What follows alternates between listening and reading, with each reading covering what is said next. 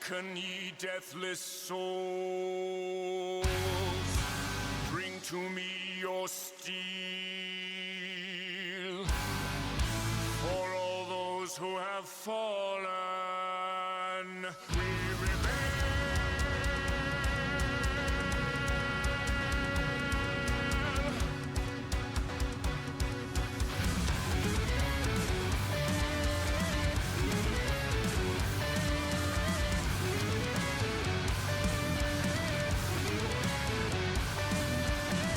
Come, warriors, unto the fight, and under this banner unite. Thou shalt not fear any god. Take back your pride, your meaning with me.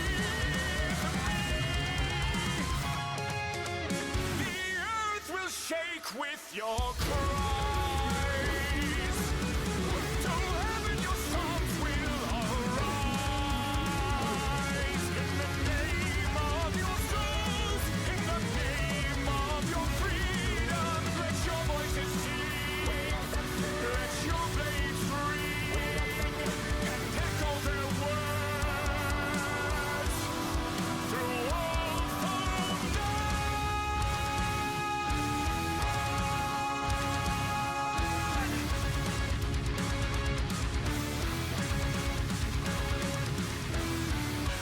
Like the colors of the sun, dragon's blood in rivers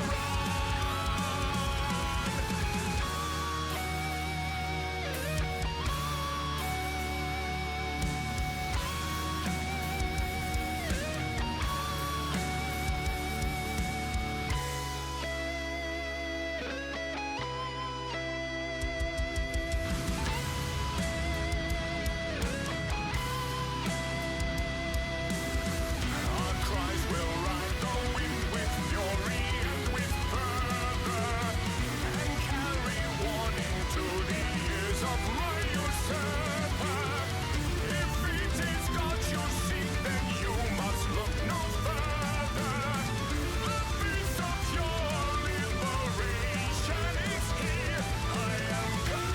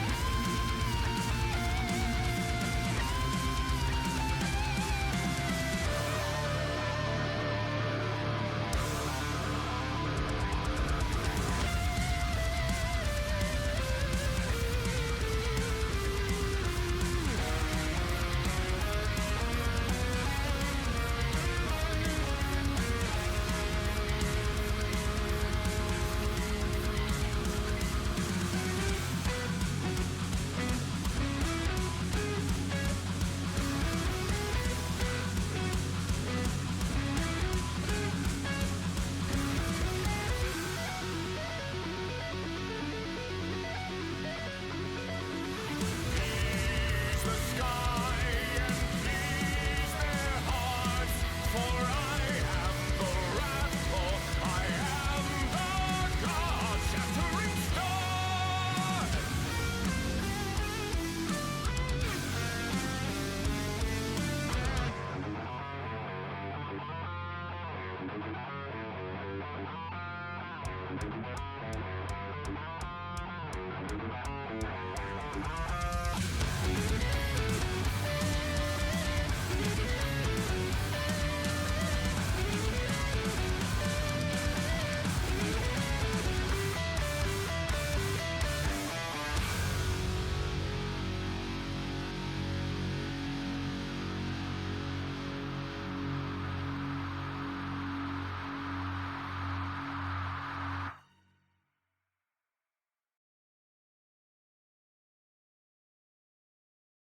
Alright, it is time to get the nonsense started for tonight. I unmute the game. Make sure I'm in a Discord call. I am. Okay, good. Okay. Hi, Tora. Thank you for the head pats. I knew I was forgetting something. I forgot the chat cover. Chat cover is there now.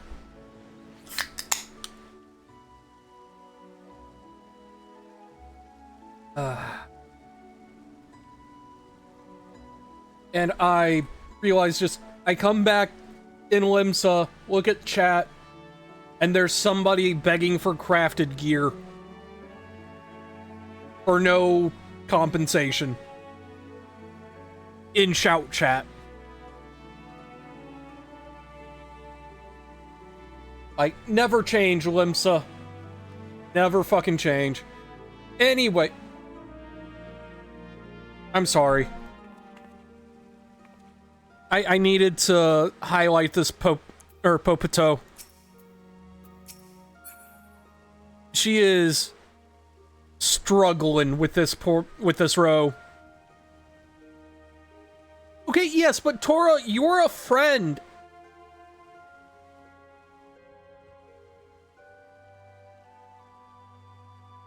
But this is just asking random passers-by, hey, craft something for me.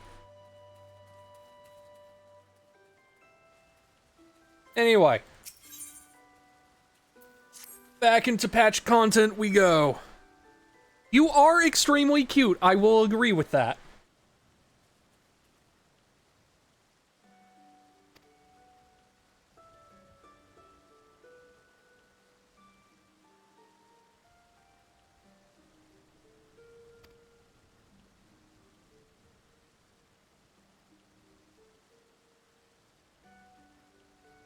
This is where the rogues are officially revealed.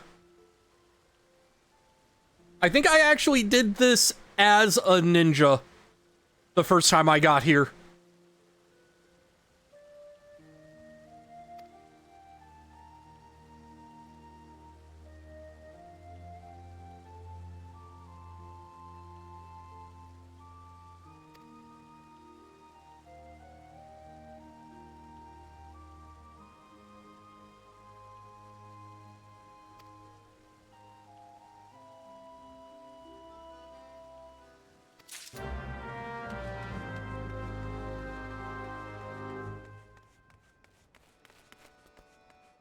I can already feel my frames dropping. In-game, not actually on the stream.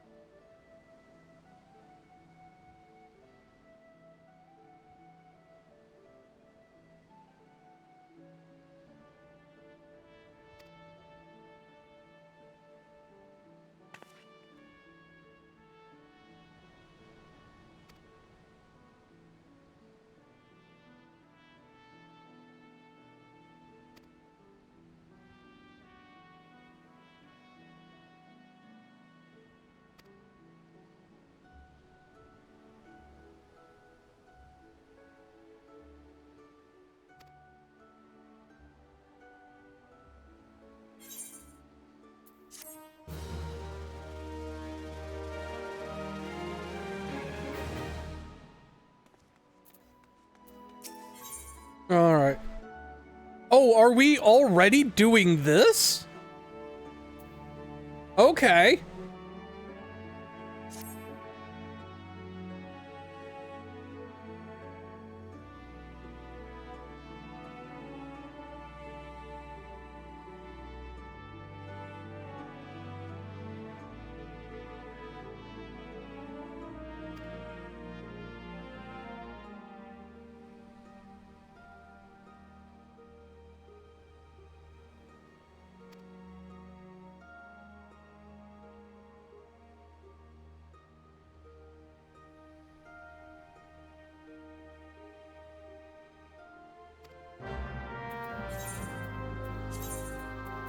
Alright, back to Mordona.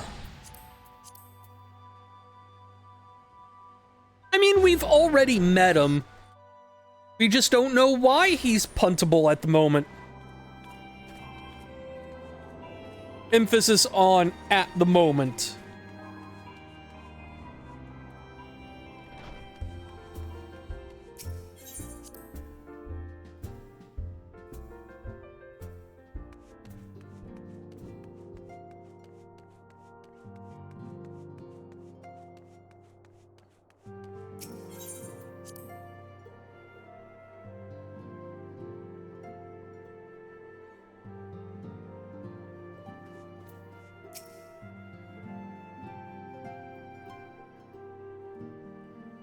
I have been reflecting upon the events which took place during our visit to Vilbrand. I keep forgetting that there's voice acting in the patches. After so long with no voice acting in the raids, I keep forgetting. If you have a moment, I would share my conclusions with you. Please, bear with me. When the Sahagin Elder summoned Leviathan, he employed the power we have come to know as the Echo. Give me 1 second. Alright. Though I cannot well explain Let's check in a DM. it would seem he became immortal in so doing. When the Admiral subsequently slew him, his spirit emerged from his lifeless flesh, a consciousness shorn of physical form. Thus transfigured, he took up residence in the body of his minion with the ease of a man donning a favorite glove. Long have I known that the Echo allows one to pass through the walls of a man's soul, but never did I imagine that it could free us from our own flesh, nor less that our souls could then occupy the next corporeal vessel to take our fancy. It was of this that Elidibus spoke, an existence which knows neither cessation nor oblivion. And yet, though the Sahagin had mastered his gift and thereby become immortal, he was by no means invulnerable. As we both bore witness, he was ultimately absorbed into Leviathan. And the import of this observation? If the Ascians' mode of existence is indeed the same, it can be inferred that they too are not invulnerable, that they can be destroyed. There exists a legend which tells of souls who are reborn upon the cusp of each umbral calamity, that they might stay the encroaching darkness. To most, it is but a fairy tale, yet recent events have given me cause to wonder, could the legend in fact refer to the Echo? Much and more yet remains unknown, but I am confident that all will become clear in time. For the present, however, what matters is that the key to defeating the Ascians may at last be within sight. With Urianger's aid, it is my hope that I shall fathom this matter ere long.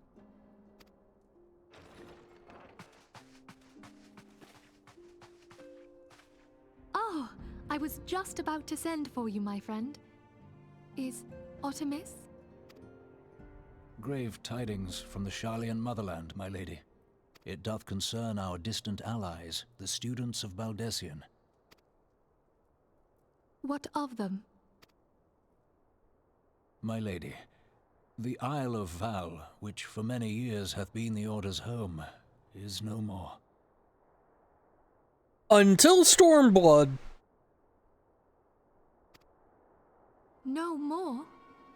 Whatever do you mean? I relate only that which hath been conveyed unto me by our agents. An etheric wave of the highest magnitude was recorded in the region. Soon thereafter, 'twas observed that the isle had ceased to be. 'Tis postulated that a magic was evoked, like in power to Ultima. 12 preserve.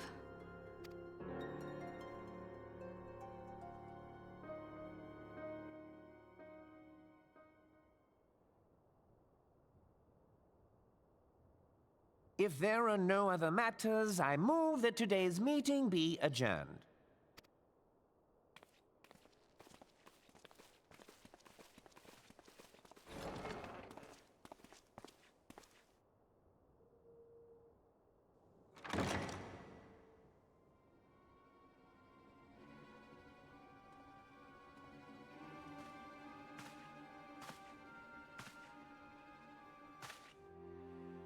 It is done, my lord.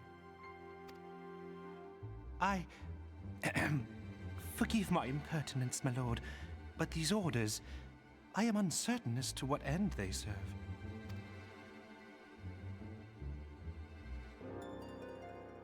Revolution.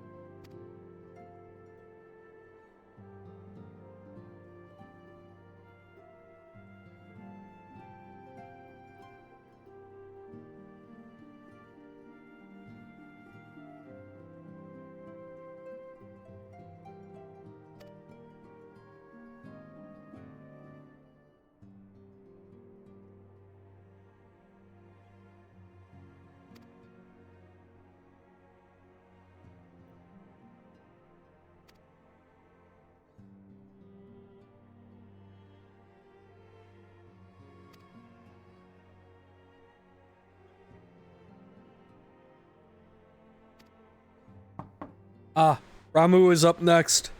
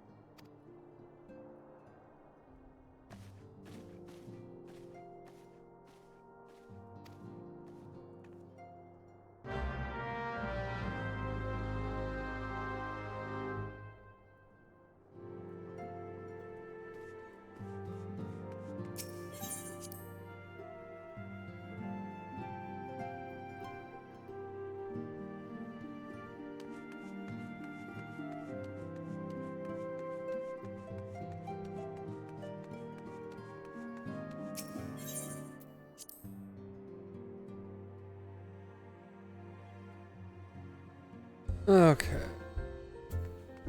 What do we got?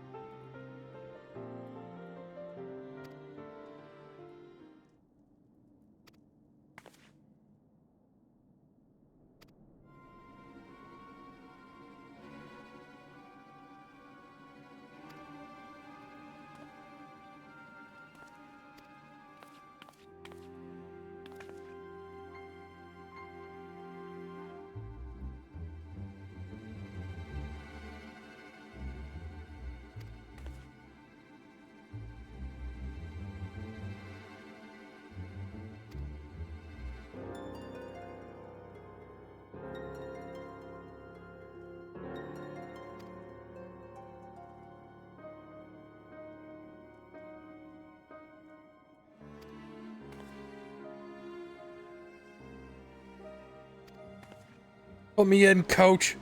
Let me beat up some cops.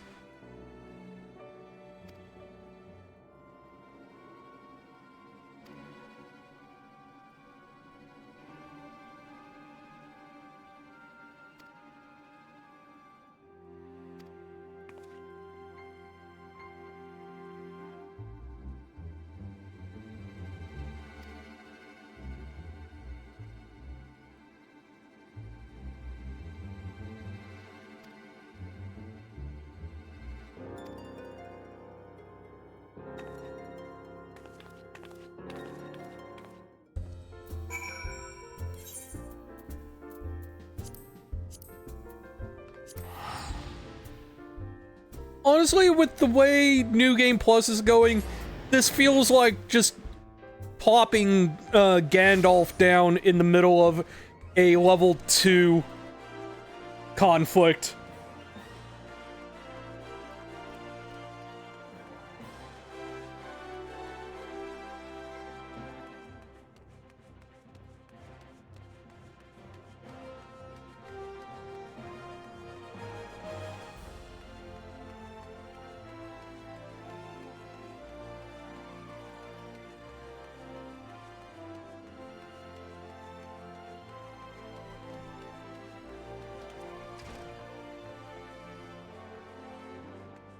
Okay, but amplified a bit then.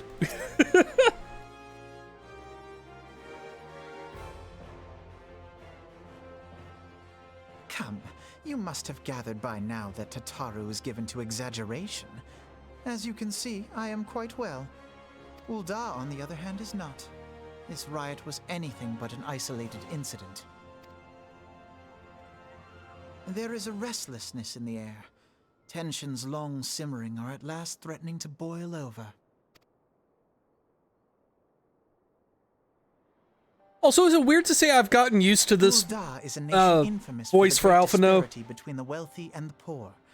The majority of the populace accepts this state of affairs because they believe that every man bears responsibility for his own lot in life. To an Ul'dan, money is the foremost, and some would say the only measure of a man's worth.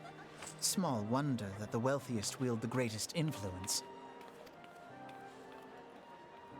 So where do the refugees fit into this social hierarchy? What place is there for those who fled Alamigo and the destruction of the Calamity? Plainly, there is none. They have no wealth, no power, and no worth. To the Ul'dan way of thinking, they may as well not exist. Choosing to ignore their existence, however, is patently not an option. General Rauban and the Sultana understand this, which is why they ordered the Immortal Flames to provide the refugees aid and succor. Yet none would dispute that the expenses incurred by this policy grow by the day, with no end in sight. This has prompted more and more Uldans to question their obligation to aid these worthless wanderers. While more and more refugees have come to resent their treatment at the hands of the sneering citizenry.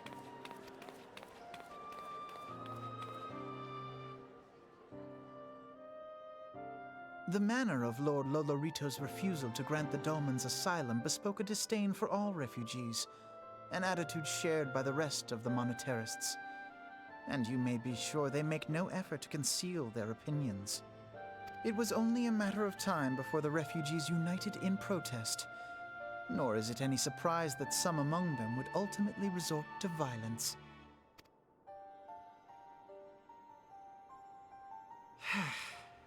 That the Immortal Flames should choose this of all occasions to engage in joint training exercises with the other Grand Companies.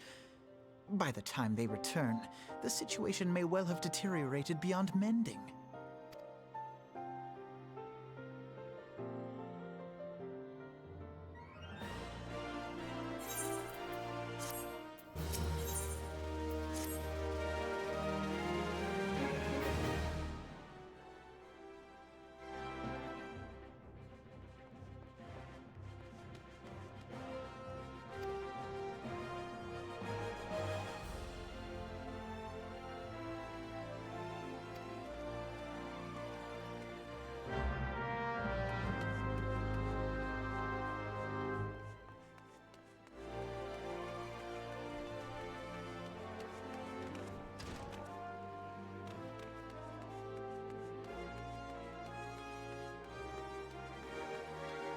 I do really like that we're finally getting into the meat of the political machinations and shit.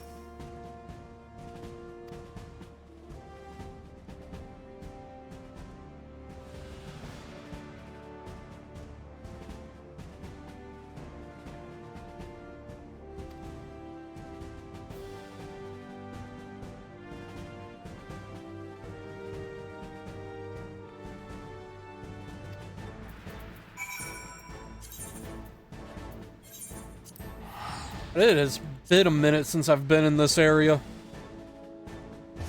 I think this is the first time you are actually required to be here by the story. Except for, you know, the passing through to get to other places.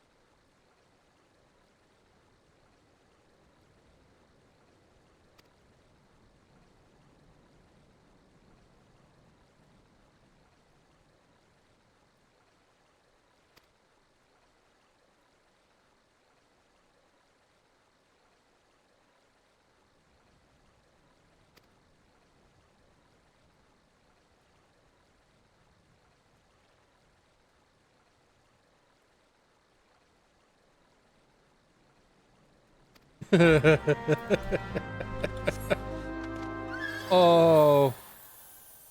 These poor assholes are gonna get their asses handed to them so bad.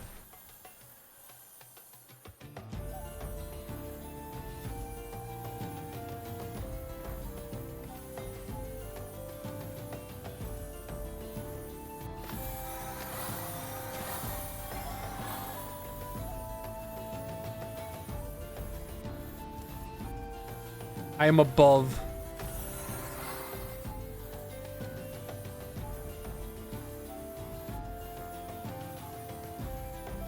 Or not?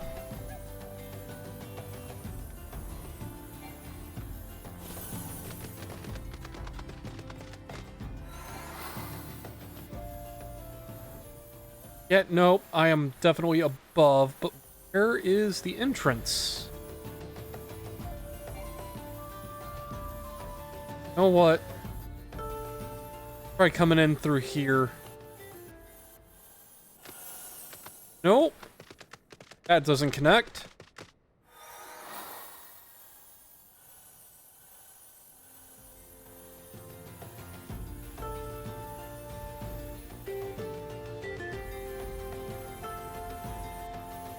Aha, here we go.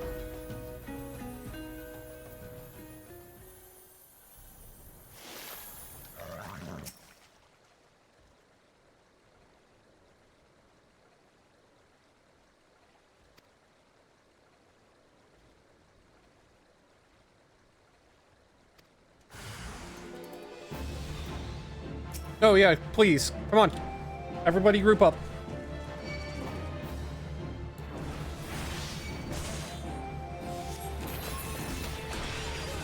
Anyone else?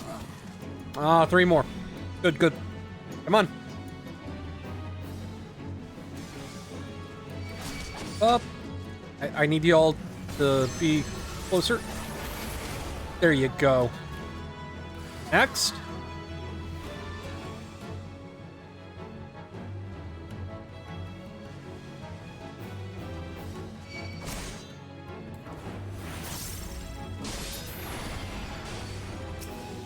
Oh, you actually survived a spell.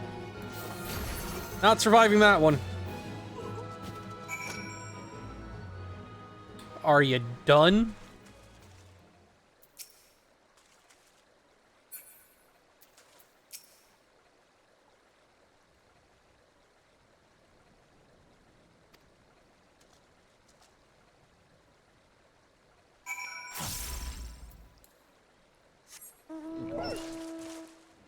Anyway, just wanted to come and beat your asses. Bye.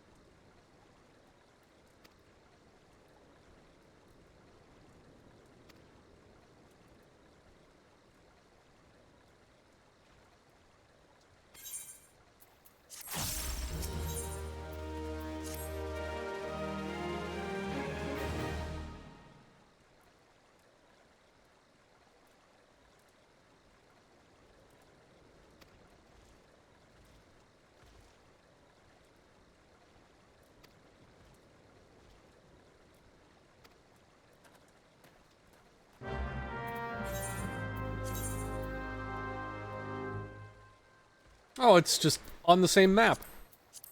Neat.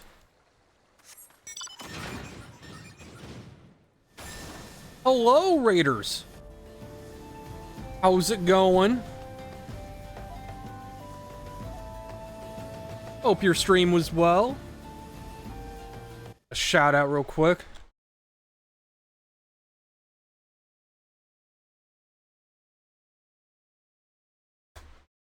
There we go. I'm doing good. Working through the Realm Reborn patch content.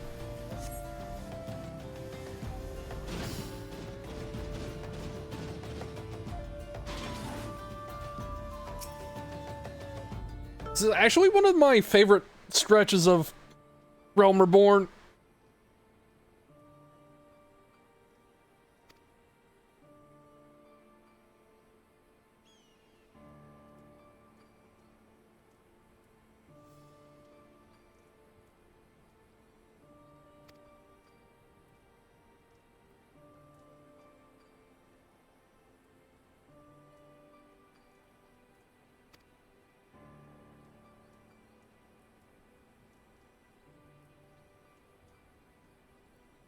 Ah. And this is like, I want to say my third time going through Realm Reborn. It's like, the first time I bounced off fairly early, admittedly, because it was just, it was back before Heavensward even released. But then I got back into it, and now I have cleared all the way through Endwalker. And I'm just going back to get all of Realm Reborn on stream now.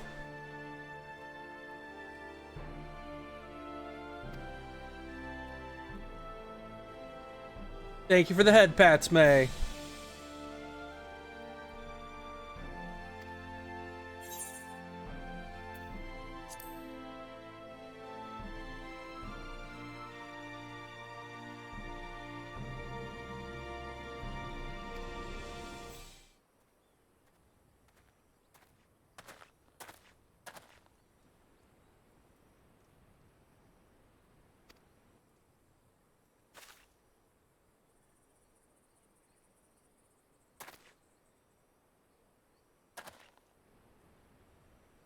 Gee, I wonder if I stand out.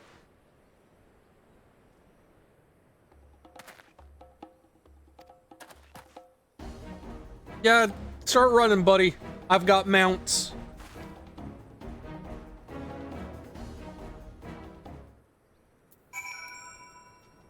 Oh yeah, no, like, I was the same way for the longest time. Like, I gave Realm Reborn a second try and actually, like, got through it that time. Primarily because my friends talked me into doing the Nier raids, since I also adore Nier and Drakengard. But yeah, I'm glad you're enjoying it. And, like, especially now that you've hit credits on Realm Reborn, it's gonna get way better. Like, I love the world building and everything of Realm Reborn. At the same time, it is definitely like the slowest and driest part of the game. And it just gets better from there.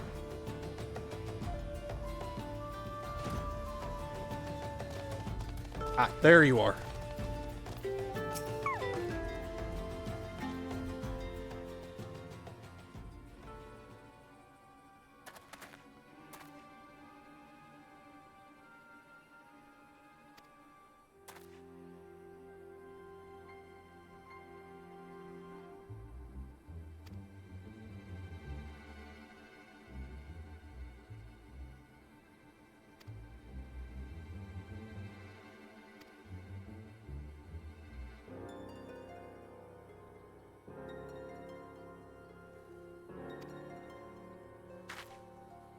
May not have the right, but I've got a big fucking stick, my dude.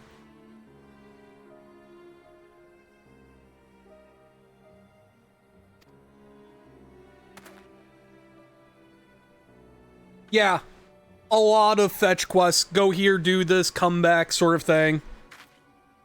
But like, especially in the post-release patches and onward, they get way better about stuff like that.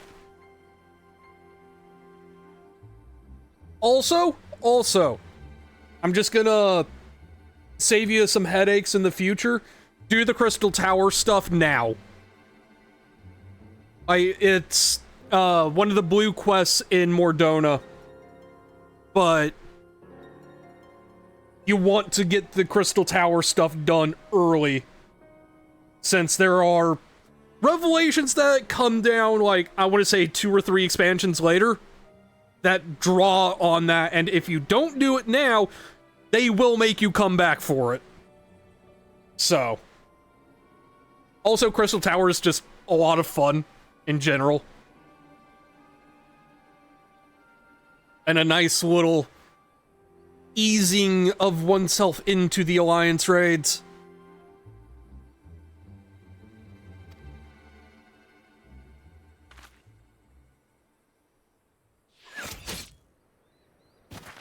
Damn, that was a good shot.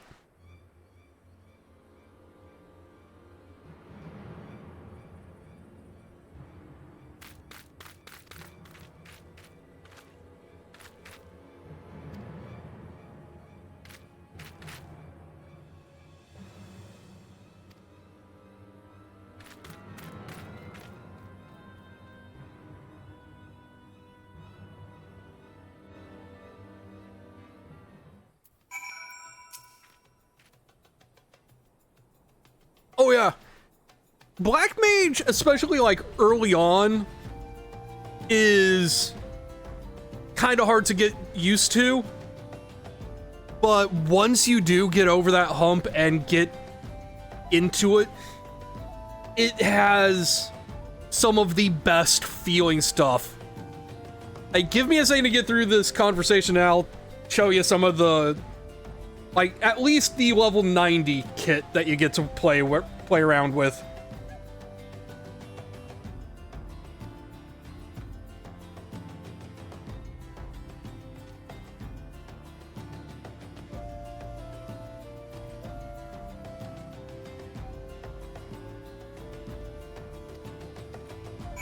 Okay. Clear all that. Into Explorer mode real quick. Almost level 70. Yeah.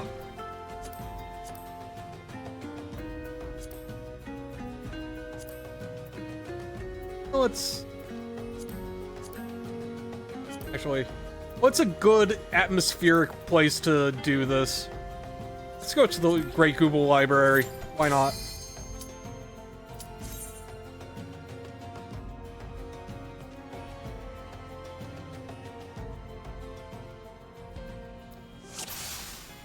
I actually forget how much you've got at 70, but let me get to a decently lit area.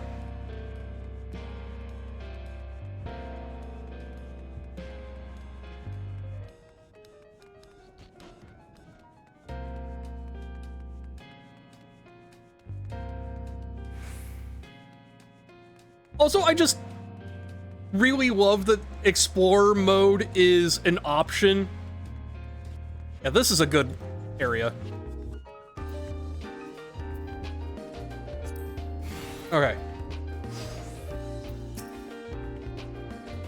Yeah.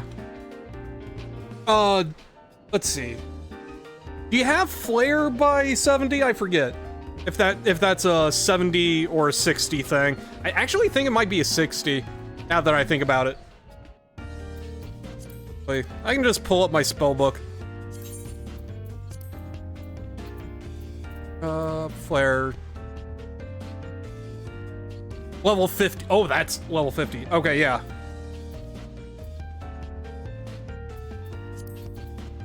What level is Enochian? Oh, Umbral Heart's at 58. Okay.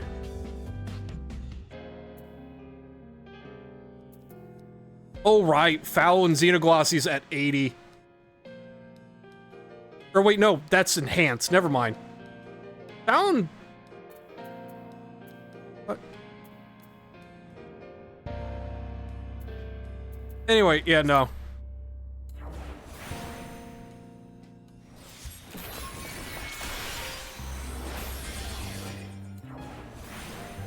I don't have damage numbers on just because I get overwhelmed with it, but like some of the stuff you get to do just looks really fucking cool.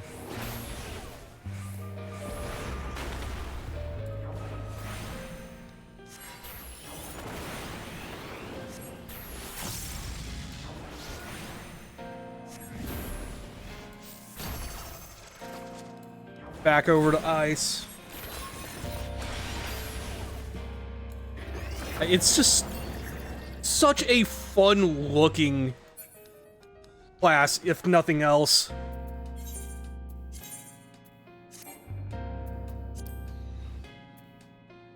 Okay. Anyway. And also, just as you get further up in the levels, it does like speed up quite significantly, because like you get a lot of instant cast stuff to kind of do while you're waiting on cooldowns. Swapping between elements gets cast time reductions. It's all real fun. Said,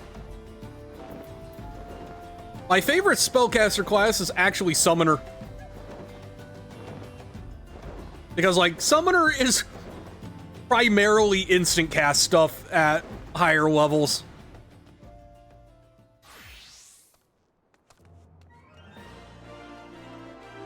And, like, at level 90, you do get to just start dropping primals on people. Like, the full-on primals.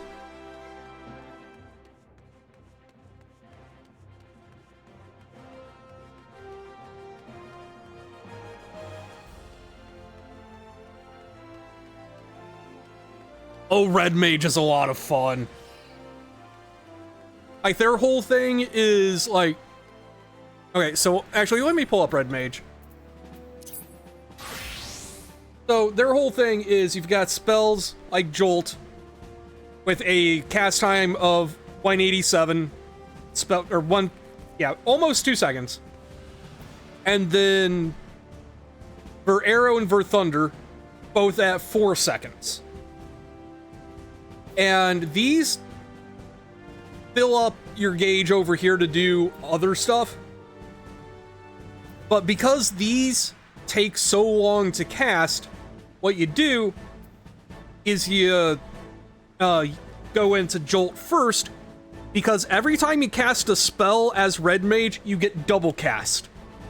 Meaning the next spell is instant. So they're just spitting out 2 spells at a time, all the time. And with the AoE stuff, it's inverse, where your white and black spells are the 2-second cast, and your red spell is the 4-second. But also just... they look fucking cool.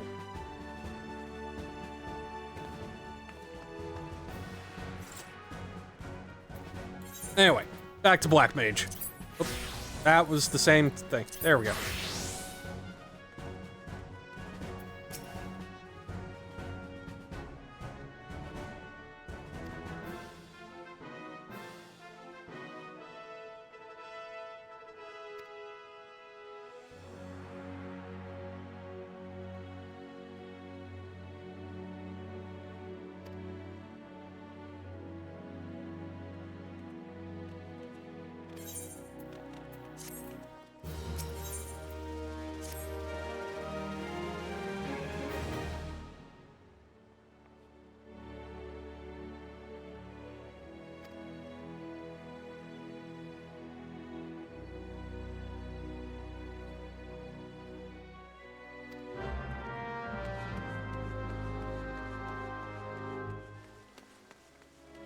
All right.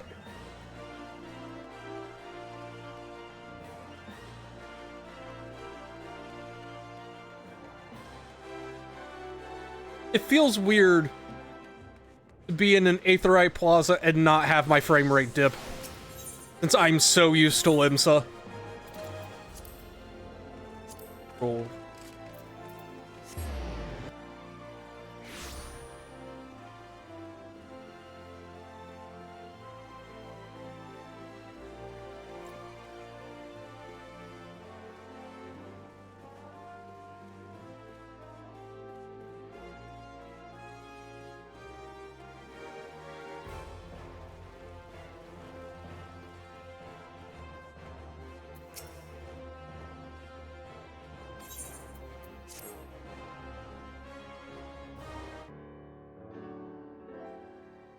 Commander Swift has kept us apprised of your recent activities.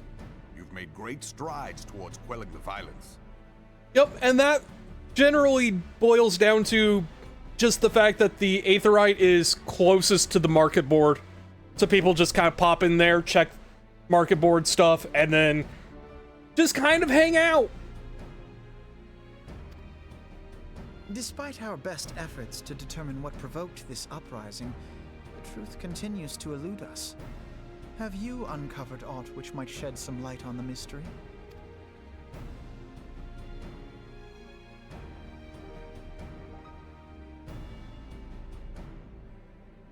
This information does not leave this room.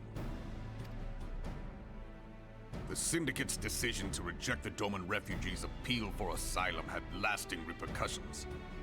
A number of those displaced by the calamity claimed it was proof of a policy of discrimination. Together with a group of Alamegan refugees, they organized a series of demonstrations to protest against the Sultanate. Demonstrations which became heated, but did not descend into violence. Until a certain incident served as a call to arms. A unit of brass blades sent to supervise a demonstration loosed arrows upon unarmed protesters. It was this atrocity which prompted the refugees to take up arms. I need not tell you what followed. We assumed at first that the attack was born of a miscommunication. When emotions run high, they happen. But suspicions were raised regarding the unit's commanding officer, whom I ordered interrogated. Sure enough, our fears were soon confirmed. The dog confessed that a merchant had offered him coin to give the order. A merchant in the employ of Teleji Adeleji. Teleji Adeleji? But he spoke in favor of the Doman's cause, and has ever seemed sympathetic towards the refugees' plight. Why would he do such a thing? Know you of the Cartano Reclamation Bill? It is a proposal to annex the Cartano Flats so that refugees may establish permanent settlements. When last I looked, that was disputed territory. Aye. Some might even call it a battlefield.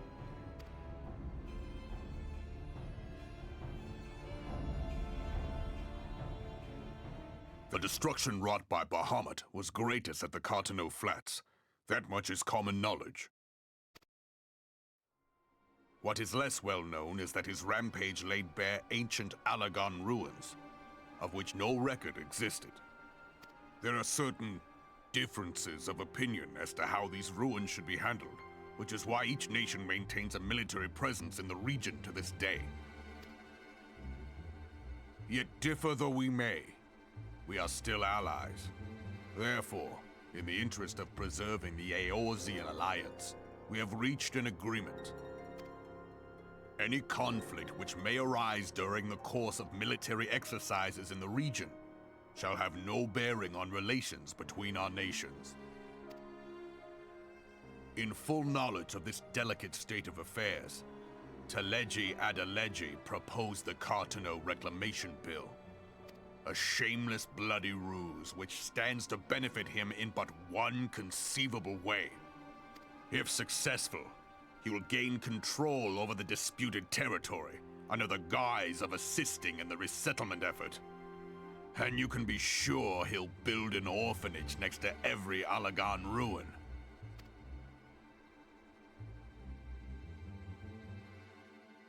The man would threaten the unity of the Eorzean alliance and risk countless lives for personal gain. He walks a path all his own, independent of any faction and beholden to none of his fellows on the Syndicate. By inciting the less fortunate to violence, he hopes to convince others that the Cartano Reclamation Bill is the only viable solution. His sympathy for the plight of the Domans was not but posturing to gain credibility with the refugees. Of that there can be no doubt.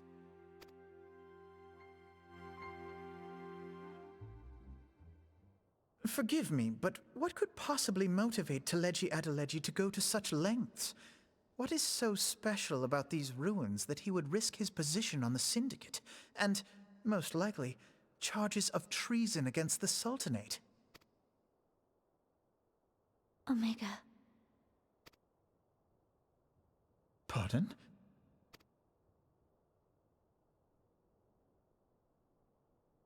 An Oligon monstrosity, not unlike the Ultima weapon.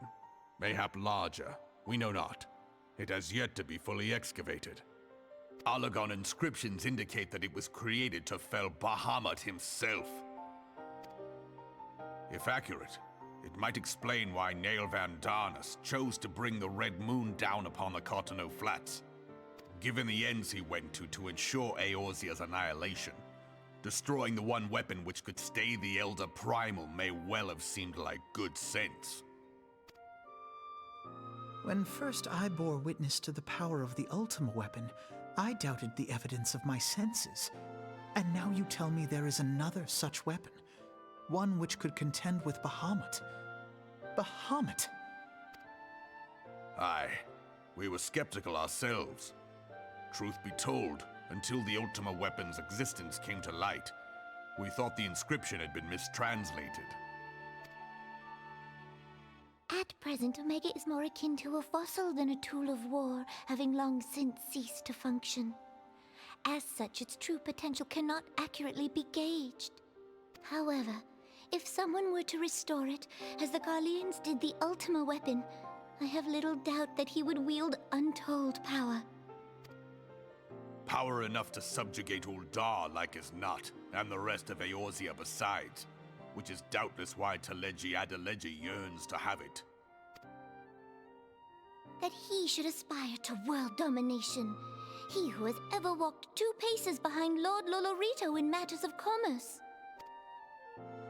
'Tis in acknowledgement of his own limitations that he seeks this power. Woe betide us all should we allow him to have it.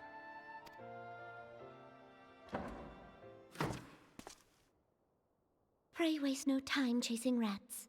Only a fool would believe that secrets can be kept in Uldar. It would seem the implications of the Sultanate's refugee problem are rather more far-reaching than we assumed.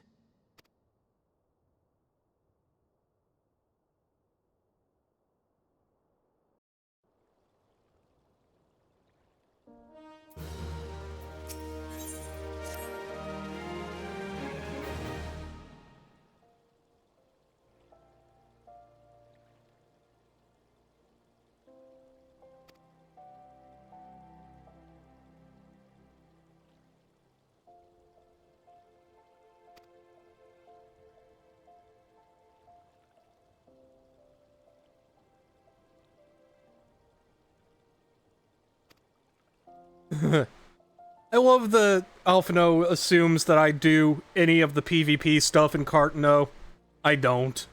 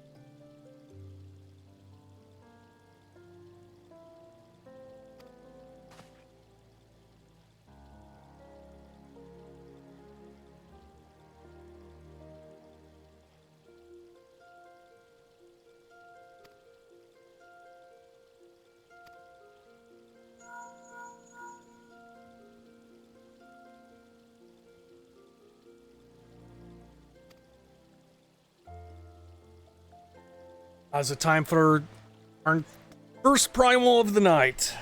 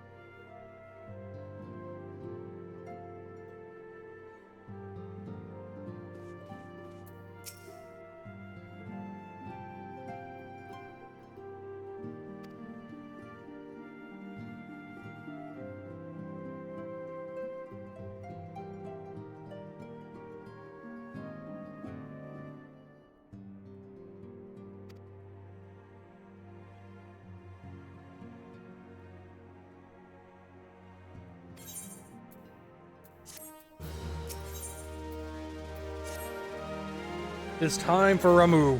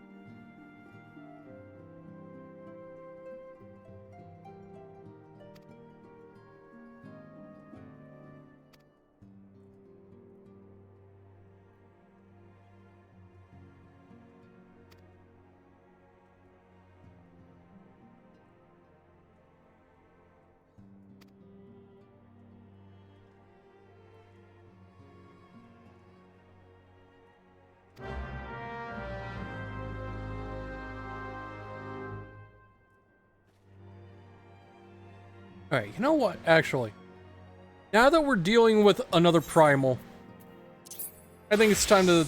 That's Red Mage. Time to go back to Summoner.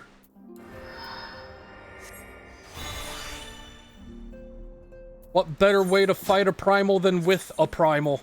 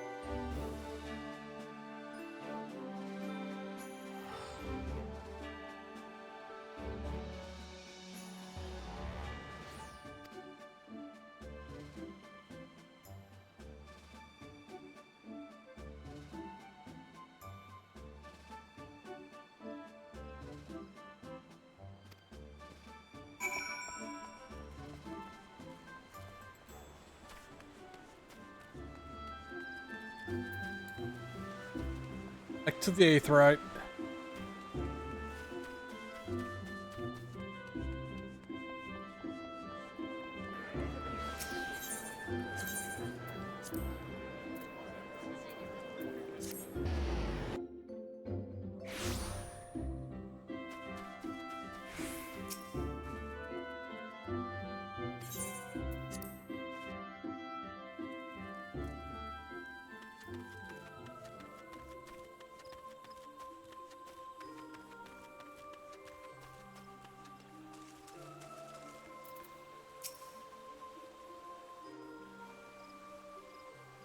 Scions of the Seventh Dawn, on behalf of the people of Gridania, I bid you welcome. Your presence is of great comfort to us all in these days of uncertainty. I summoned you here to share tidings of a most urgent nature. But a short while ago, the great elemental spoke, and his voice was clarion in its intensity. Ramuh is returned unto the forest. Scarce had his words ceased to echo in mine ears when we were visited by an emissary from Little Solace.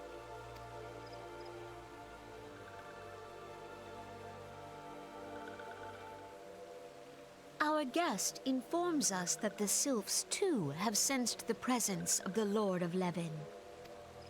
Though his exact whereabouts remain unknown, we may safely assume that the primal was summoned within the heart of the Sylphlands. Unlike the other primals you have encountered, Lord Ramuh is no raging avatar of destruction. He is revered as much for his wisdom as his strength, serving as both arbiter and guardian to his children. Given that we and the Sylphs found a way to share the Heavensward, it is my hope that this sagely immortal will be amenable to reason, and that conflict may be avoided. Blessed as you are with the power of the Echo, you are one of the few among us who may commune with a primal without fear of influence. I would ask, therefore, that you represent us in this most delicate of negotiations. The Twelveswood has suffered enough. Upon this, we and the Sylphs, and I would venture Lord Ramuh himself, are in perfect accord. Let us not endanger our shared home by engaging in unnecessary hostilities. Dear friend, I beseech you, safeguard the peace which exists between our peoples.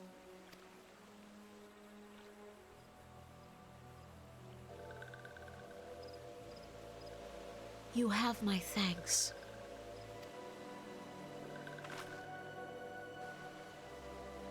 Pray make for Little Solace, then. A member of the Order of the Twin Adder awaits you there. He will advise you on how to find the Lord of Levin. An ill wind blows through the forest. Yet, it is not only the Twelveswood that flinches at its coming. All the lands Veorzia shiver in dread anticipation. Have care.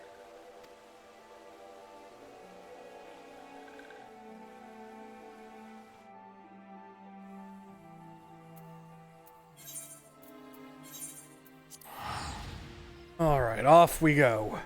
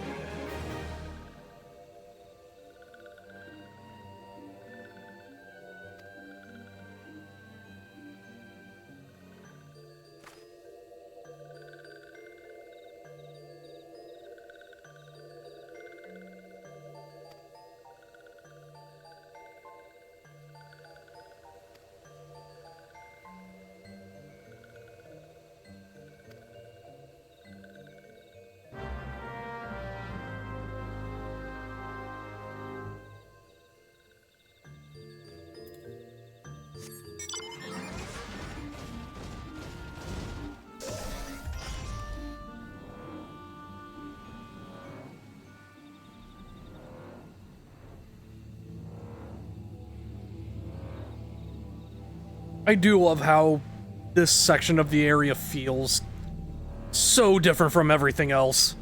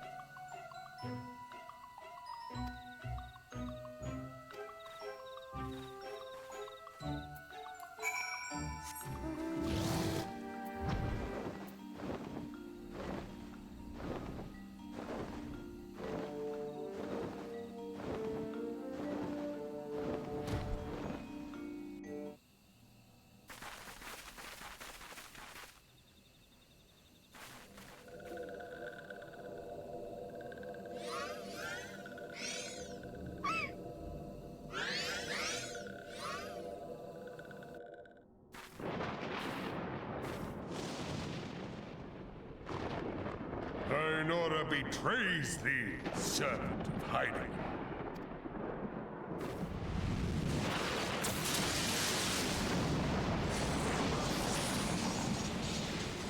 Hi, Grandpa.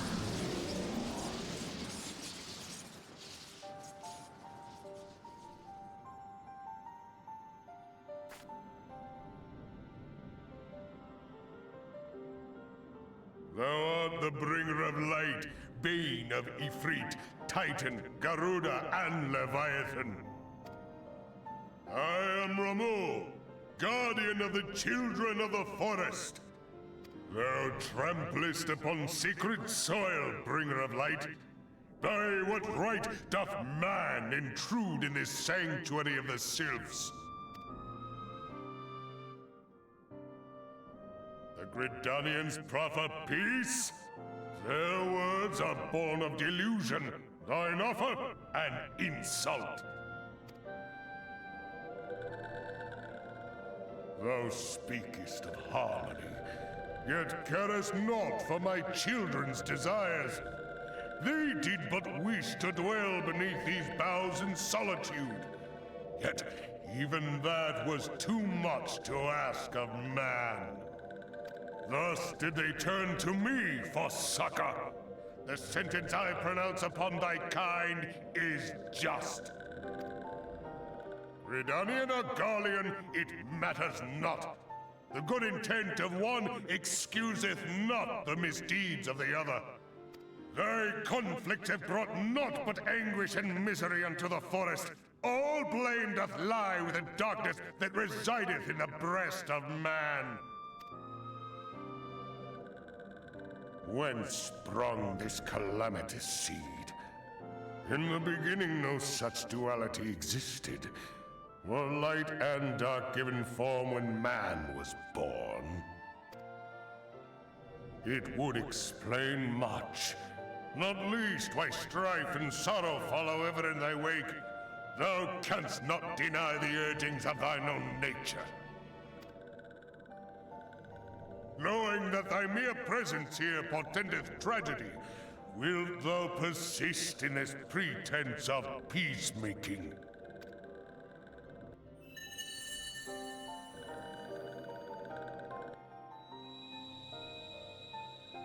Thou bearest the crystal which I bestowed upon my wayward charges. That they should entrust so precious a gift to thee. Thou standest apart from thy kin. Thou art the bringer of light, aye. But there is something more in thee. Very well. I shall consider thy proposal. Shouldst thou survive my trial. If thou wouldst champion the cause of harmony, I must have proof that thou art fit to play the role. Wither mine ire, and prove to me thereby that thou hast strength enough to stay the darkness which threateneth to consume thee. Yet if thou shouldst be found wanting, know that all men shall perish in the storm of my judgment.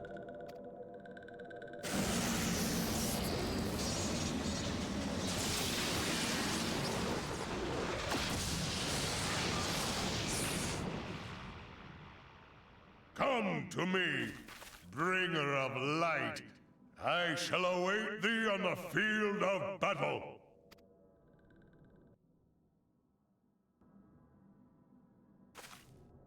Urianger, it is rare indeed to find you so far from a tome.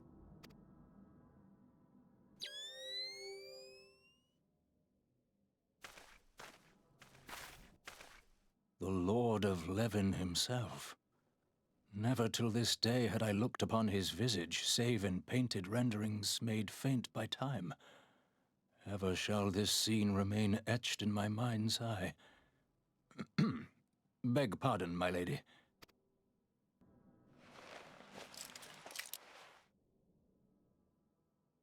I must beg thine aid on a point of research. If thou art resolved to face Lord Ramu, I would ask thy leave to observe the event. Yeah, sure, watch me kick an old man's ass.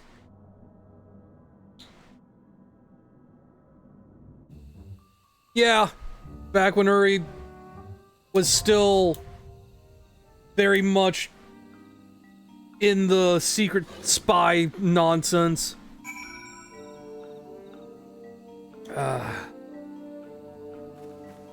Okay.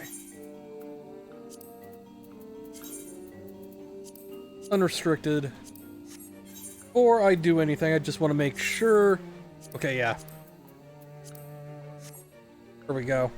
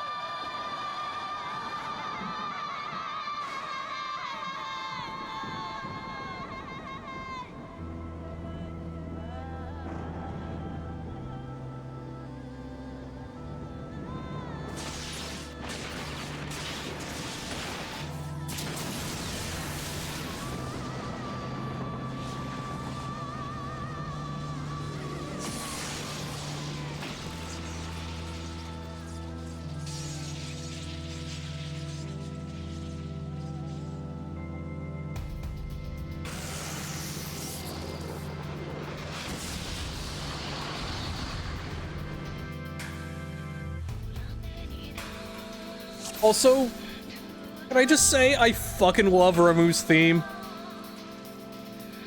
Like, this is such a vibe.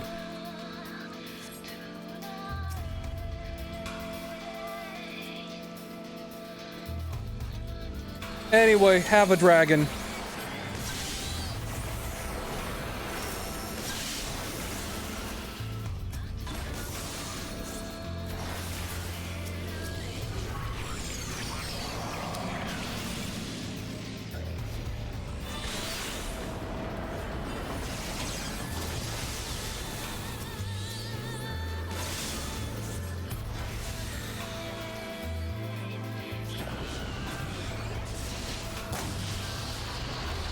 Hell yeah, Tora.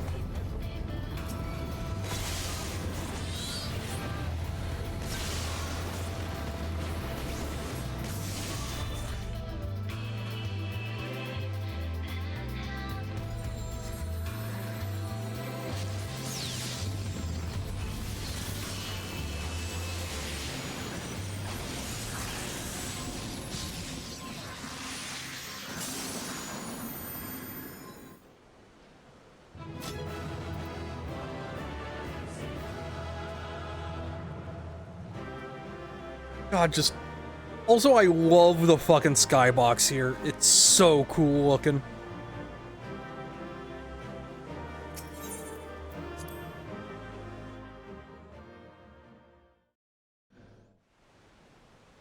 I have taken thy measure, bringer of light.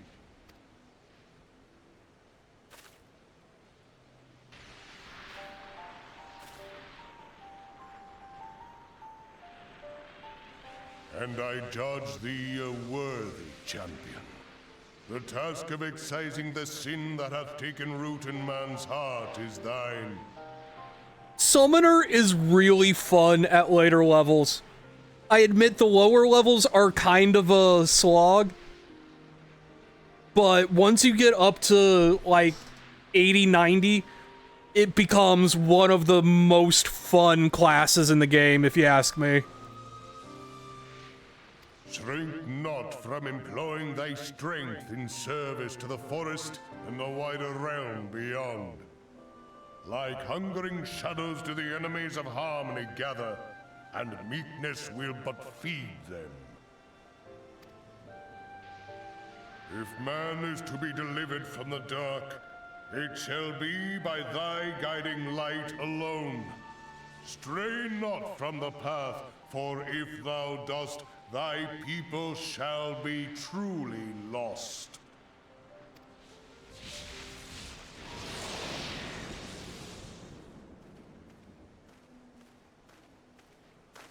Thou hast slain the Lord of Levin. A regrettable act, but a necessary one.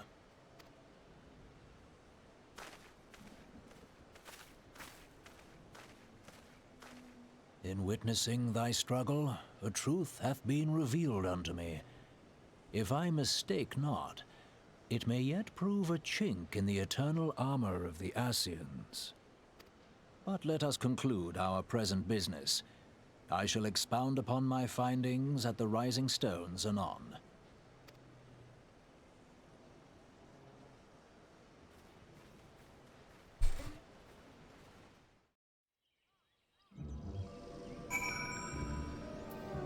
Okay. Oh, right, back little solace.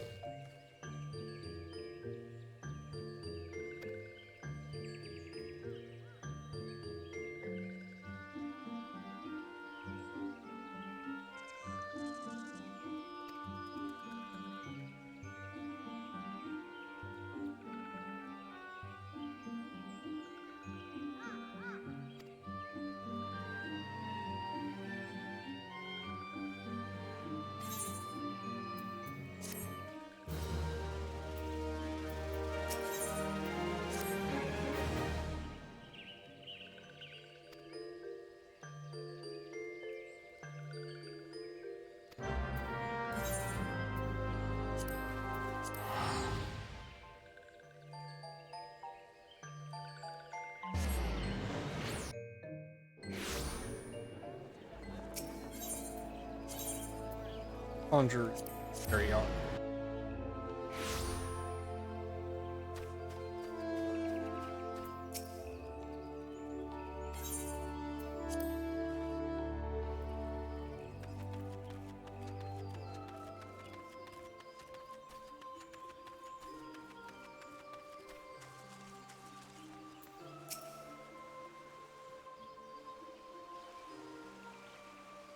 You are returned to us, dear friend, and none the worse for bearing the heavy burden which I did press upon you. Most glad am I of this. I am informed that your efforts to negotiate a peace with Lord Ramuh ended in conflict. Pray tell me, what befell? Eat his ass. Ramuh made trial of you? I fear there is truth to his claim. It is the darkness within us that attracts the darkness without.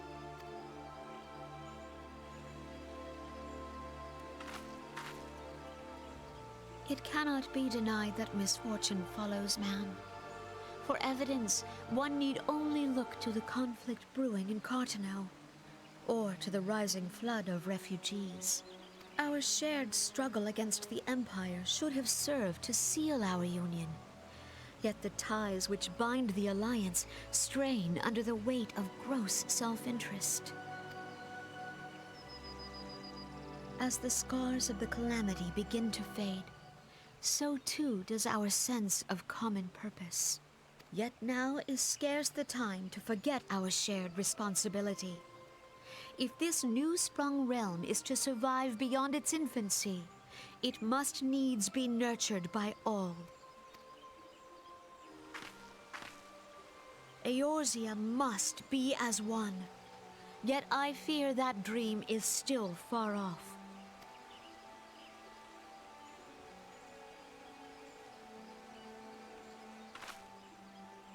On behalf of the people of Gridania and the elementals both, I thank you for all that you and your fellow scions have done.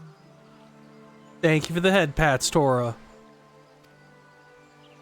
Full oft have I been compelled to look to you for aid of late, and offered all too little in return.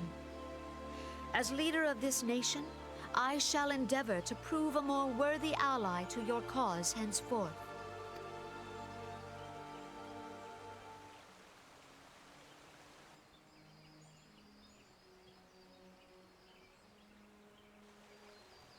Lord Ramuh has departed, yet the keening of this ill wind grows no less insistent. Voices of the forest, pray speak and I shall listen. What unseen evil begets this unease in my heart?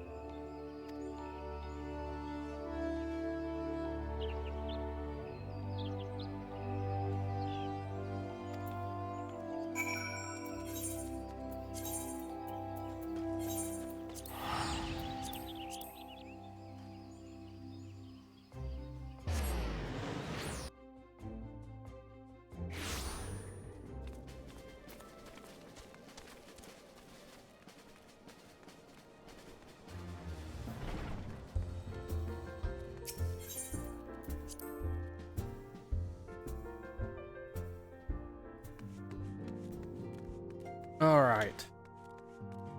Now begins, I believe, the Crystal Brave stuff.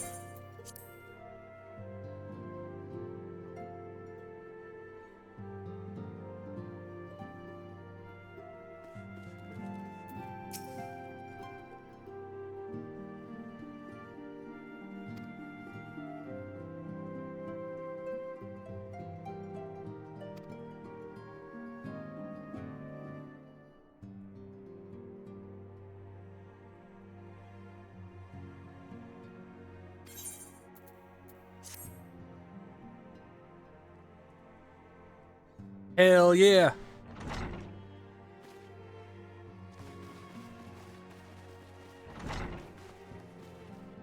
If everyone is ready, let us begin. What? Urianger, the floor is yours. It's gonna turn this on to auto advance and let it roll.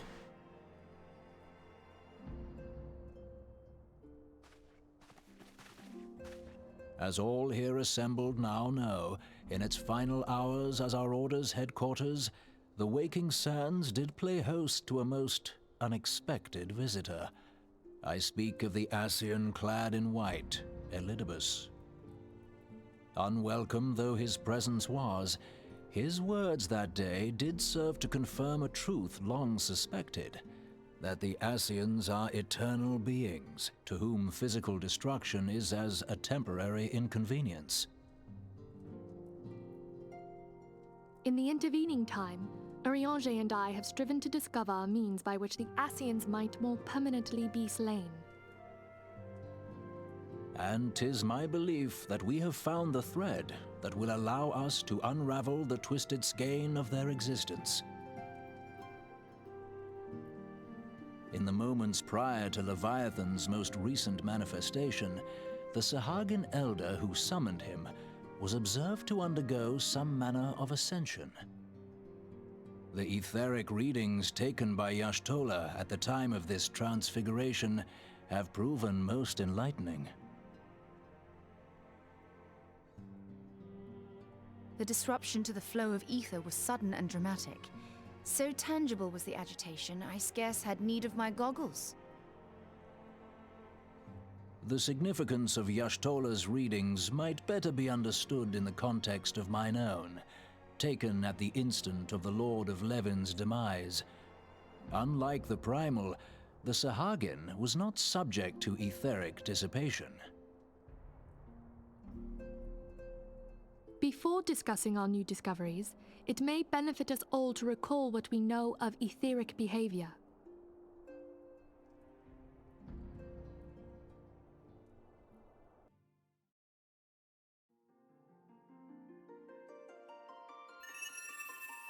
Let us begin at what some might call the end. When we who dwell in the material realm die, our spirits dissolve into the flow of ether and are returned to the ethereal realm.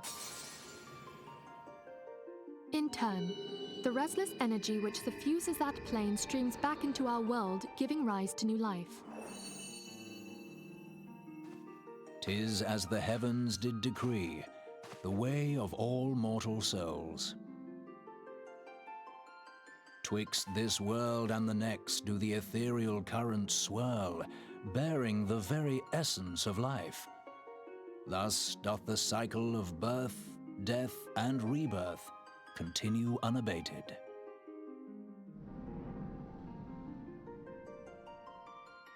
Primals behave somewhat differently.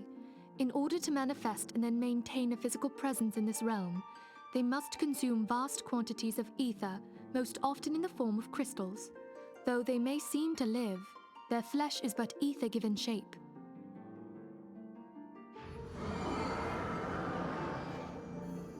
Thus, a defeated primal leaves behind no broken corpse. Rather, the essence of its form seeps back into the land whence it came, and the energy of its shattered spirit is called back to the ethereal realm. And there it waiteth, till next the prayers of the faithful do draw it forth from the sea of ether, to take their offering of crystals and make for itself a new body.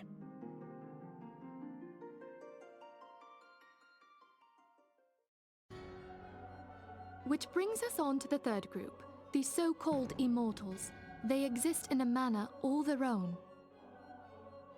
Quite. Even as the Sahagin Elder fell to the Admiral's musket shot, I witnessed the release of an ethereal cloud, which immediately took possession of a nearby minion. A soul that dissipateth not upon the death of the flesh. The secret of life everlasting, and in the claws of a Sahagin no less. But I wonder, what would happen to one of these obstinate spirits should there be no suitable host for it to claim? If mortal death entails a return to the ethereal realm, it seems doubtful that the soul of an immortal would venture there. Nay, it merely withdraweth a distance, unto the shore of the ethereal sea, perchance, but no further.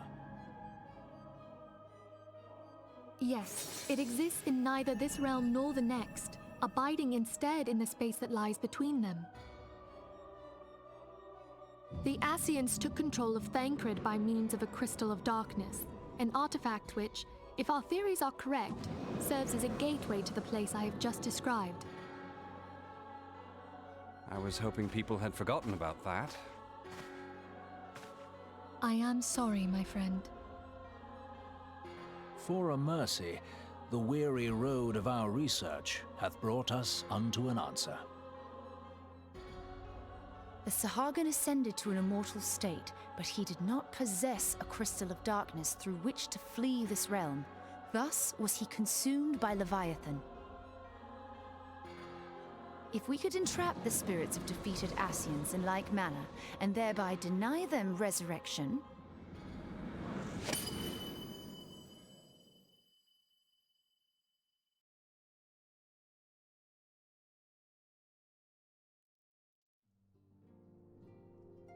therein lieth the path to victory. Thou art most perceptive, my lady. Only when we have trapped the bodiless soul within an ethereal prison can we hope to defeat its unnatural constancy. Thus might even an eternal paragon be consigned to oblivion. These feats are, of course, far easier said than done. At present, we lack a viable means to entrap and extinguish an Ascian soul. Yet, I believe it to be possible. The pieces of the puzzle lie before us. We have but to put them together.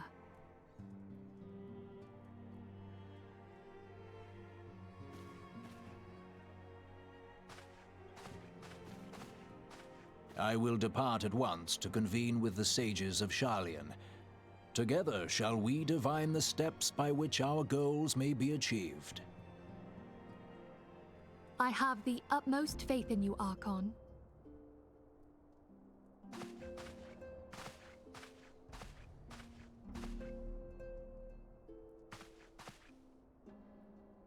Beg pardon, antecedent, but I would raise one final matter.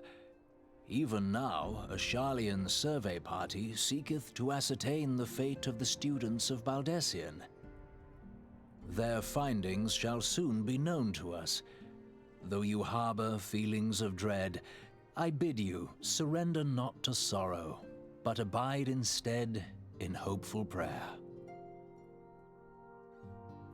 I shall, Archon. Thank you.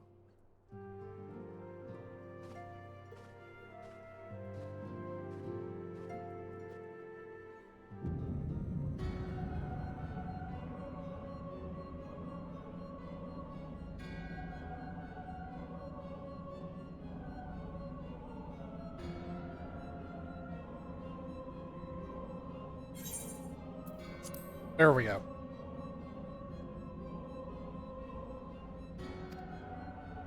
I never trust the unspoken or the unread cutscenes to go slow enough for me.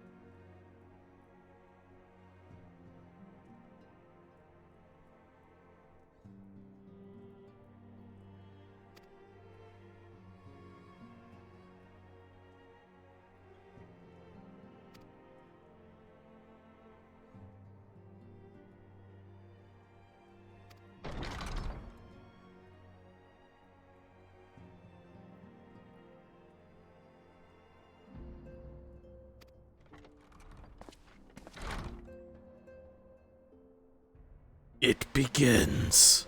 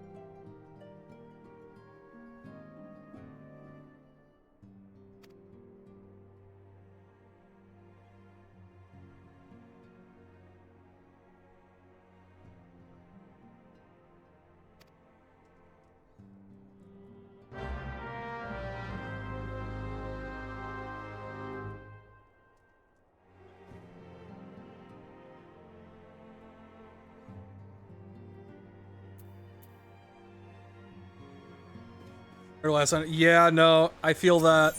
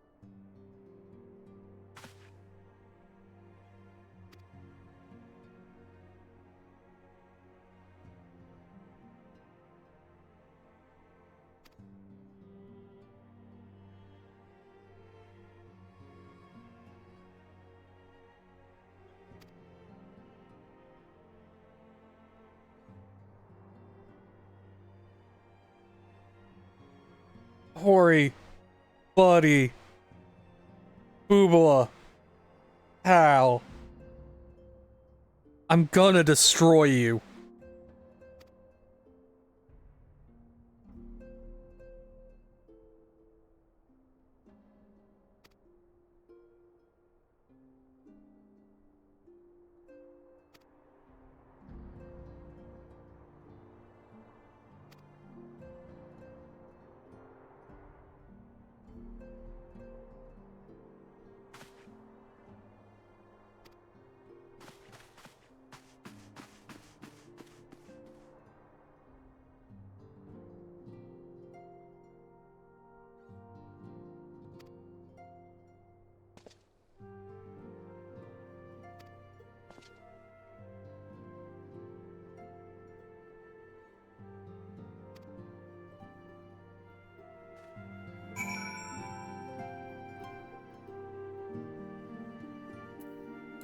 For this, I think I'm gonna pull out Red Mage.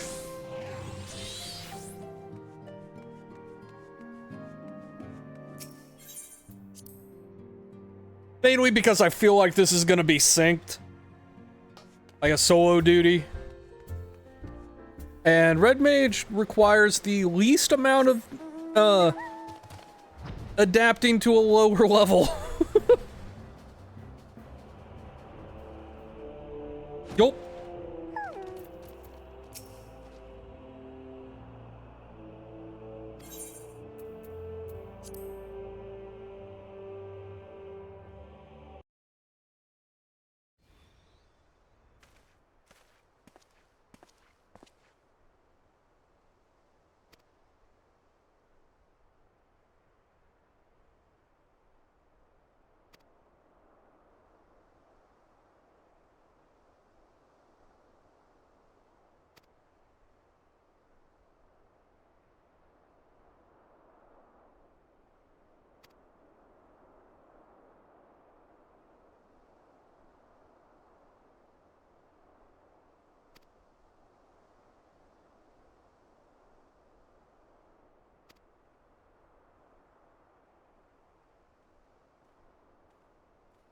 Oh, we've got quite the audience.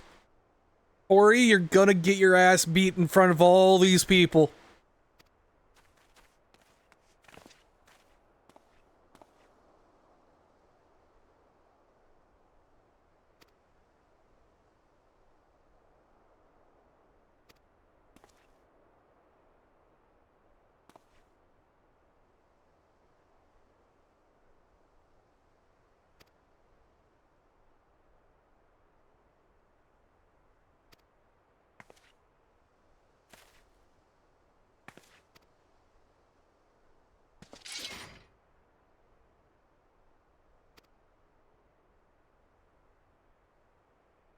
Time to end this man's whole ass career.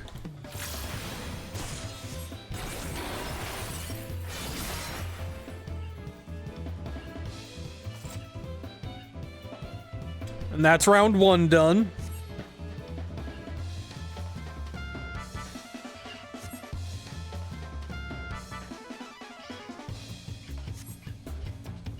And this is with me synced down to the appropriate level.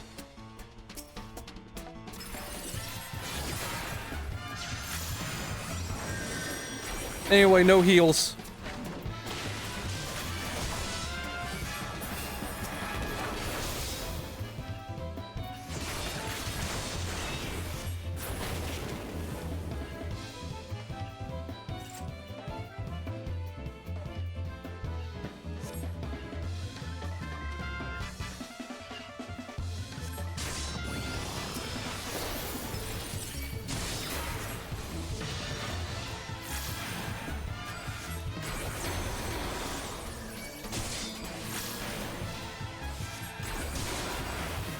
Alright, he popped Holy Ground. Well, anyway, it's over now.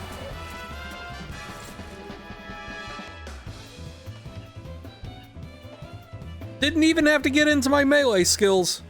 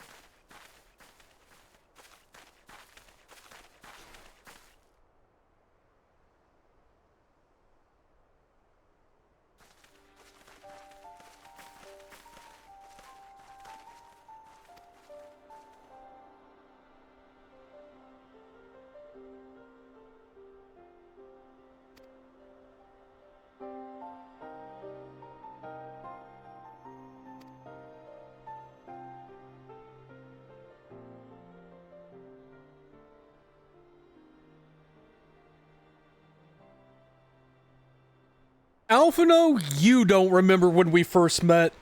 It was on the boat into Limsa, you dingus.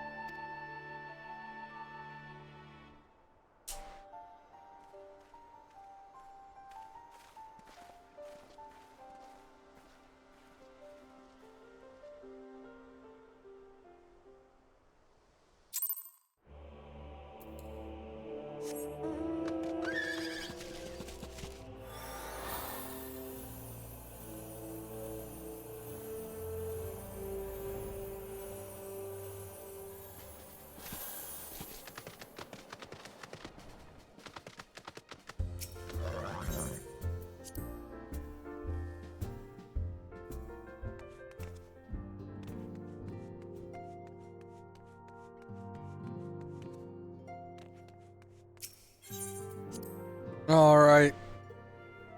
Time for Alphino's grand plan and all the folly that comes with it.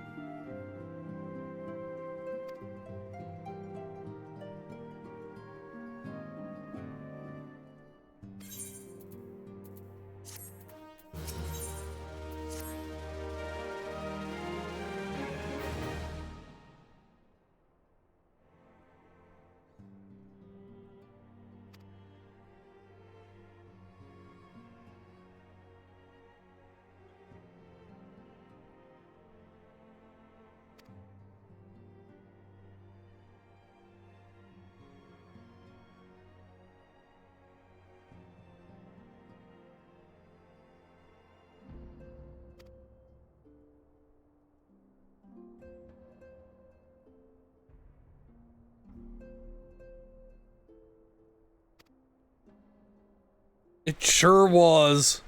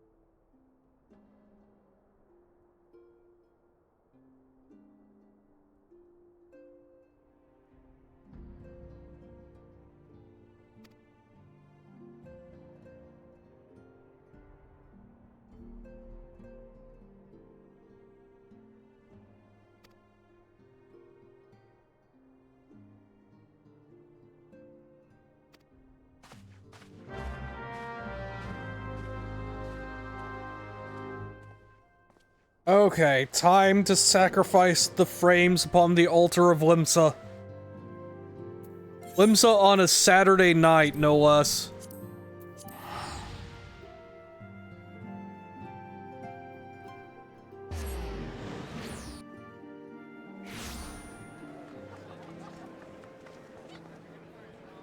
I'm shocked nobody's doing a concert tonight. Actually, all things considered, I'm still getting the frame dips. This seems fairly tame in comparison to most Saturdays in Limsa.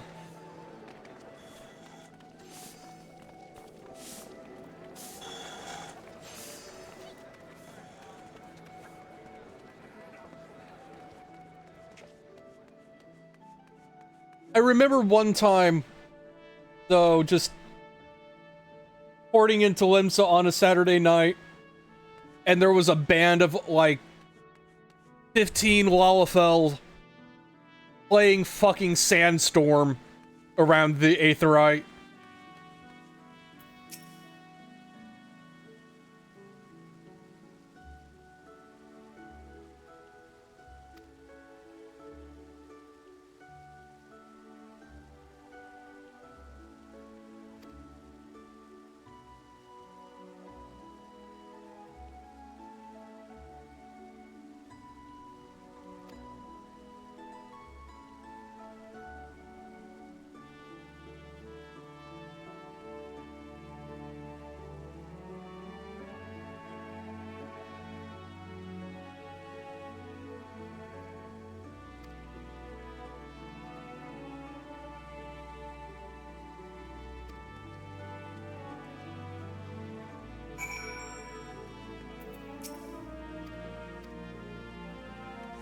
No, it's this guy. This is the one that can just take me up to the upper decks.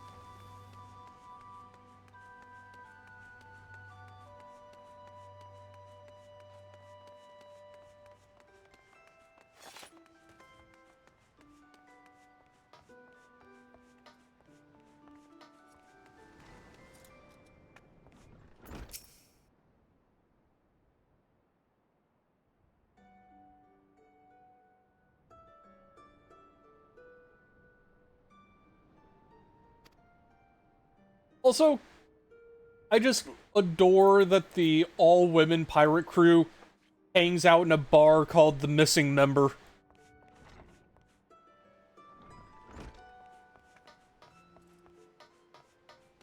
Like, they know exactly where the member is. They were the ones that cut it off.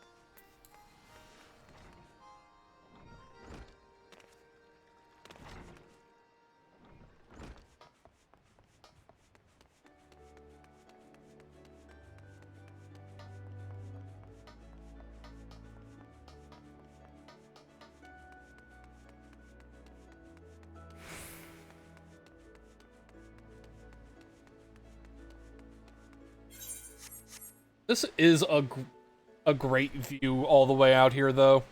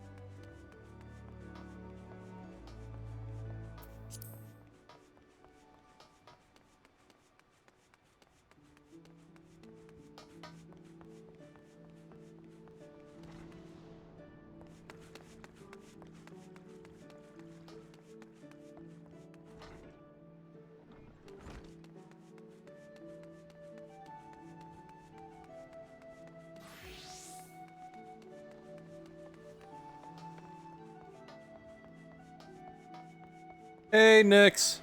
How you doing?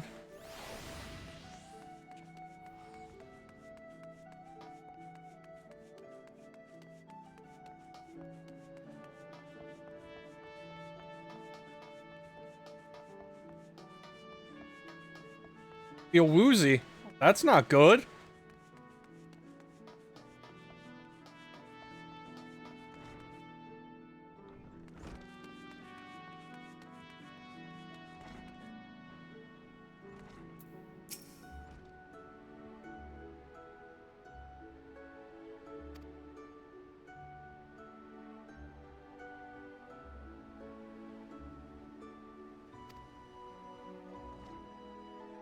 Oh god, yeah. I hope you get to feeling better.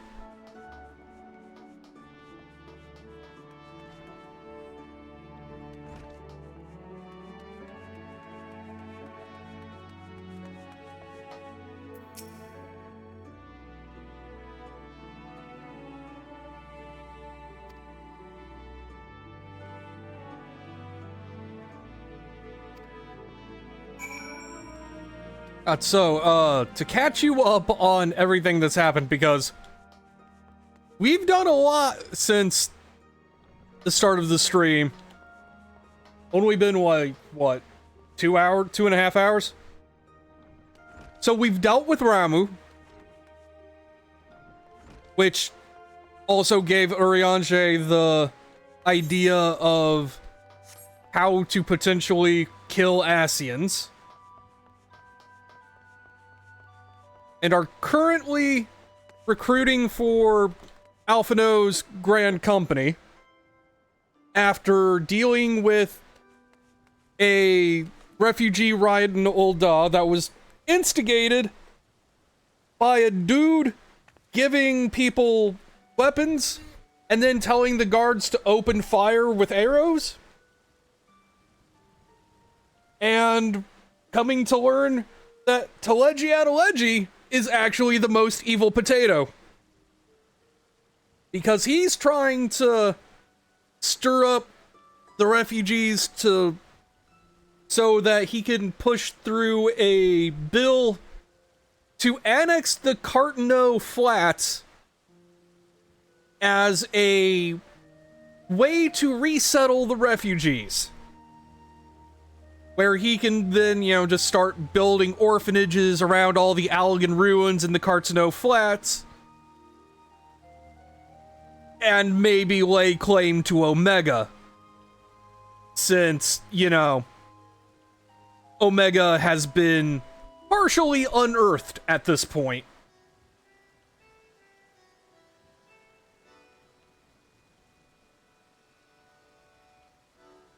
But that was also why he wanted to,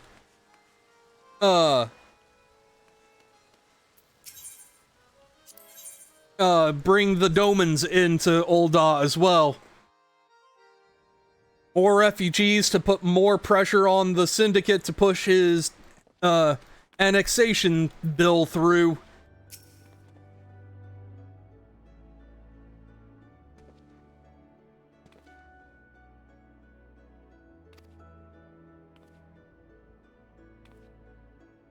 None of them. Nope.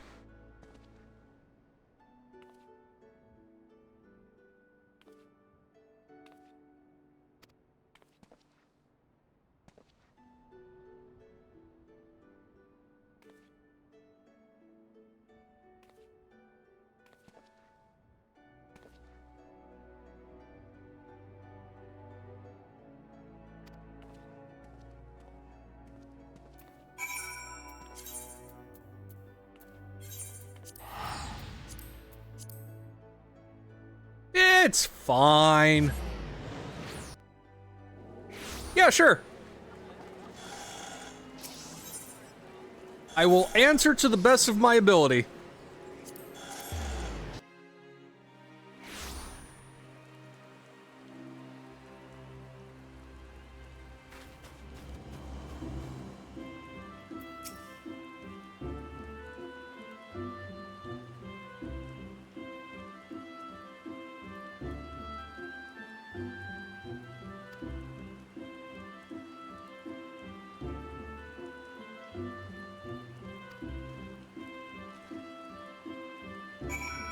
Yeah, Maelstrom, Twin Adders, and Stone Torches.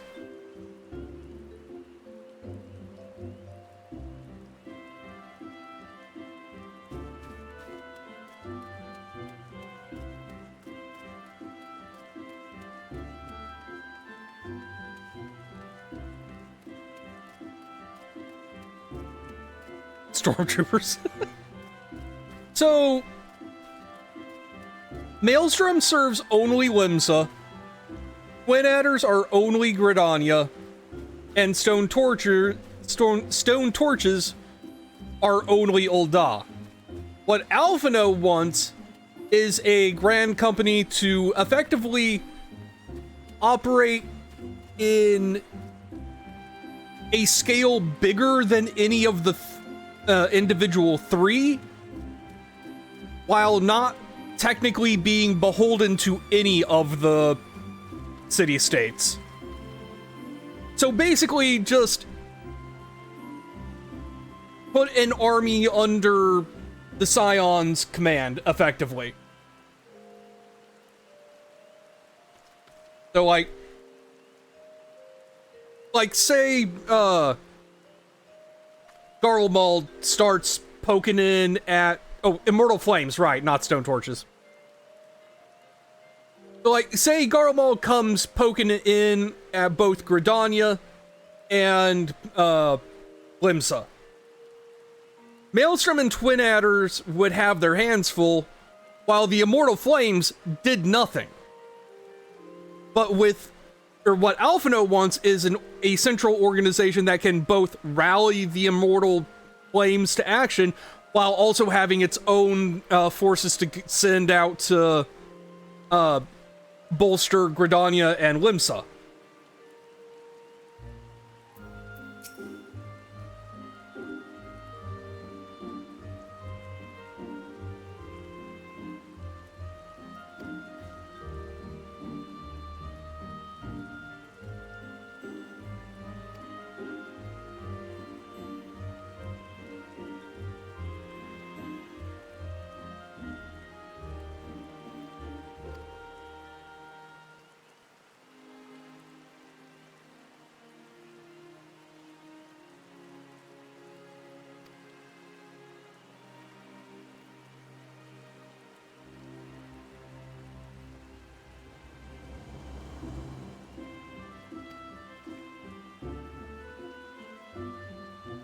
Because all three of the city-states stand to benefit from it,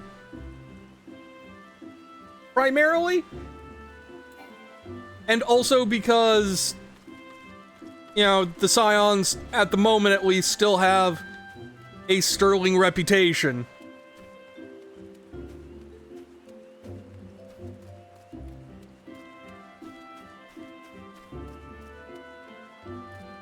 Yeah, and if it fucks up, it falls directly on Alphino and Minfilia's shoulders, and nobody else's.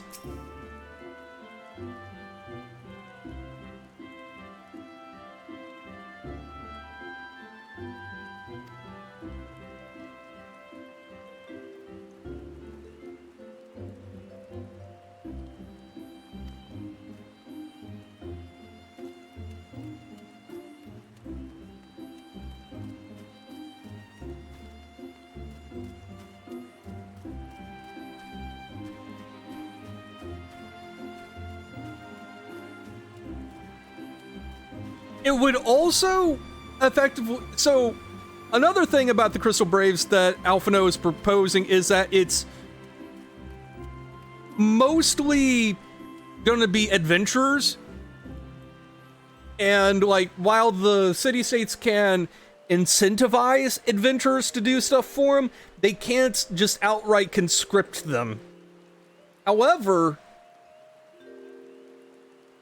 in an overarching Eorzean Grand Company, that's a lot of adventurers that the city-states can just then start calling on. So, like, the idea of having an entire army of people like the Warrior of Light at their beck and call to bail them out whenever things get, bad? Yeah. Effectively, yeah. Like, that's what Alphino is trying to do, effectively.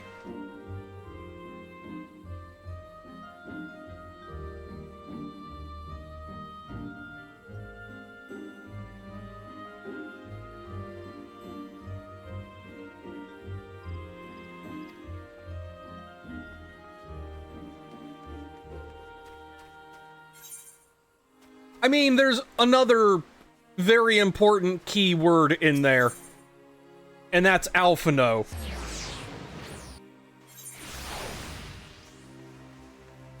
And, like, as we have established, Alphino is currently a little bit of a dick. And very stuck up at that.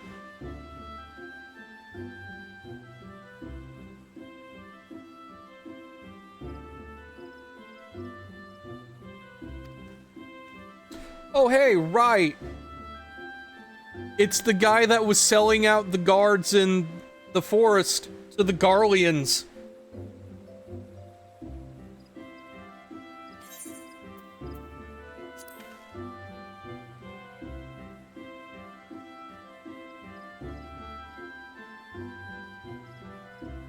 It sure is.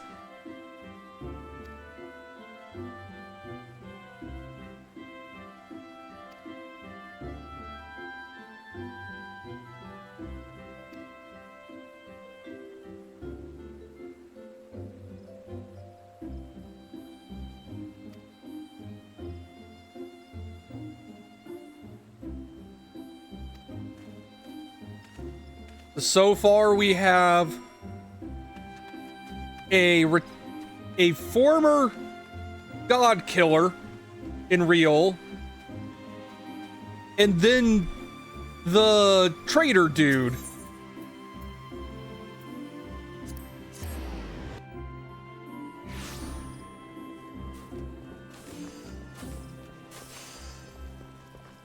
We're batting 100 here at our recruitment drive.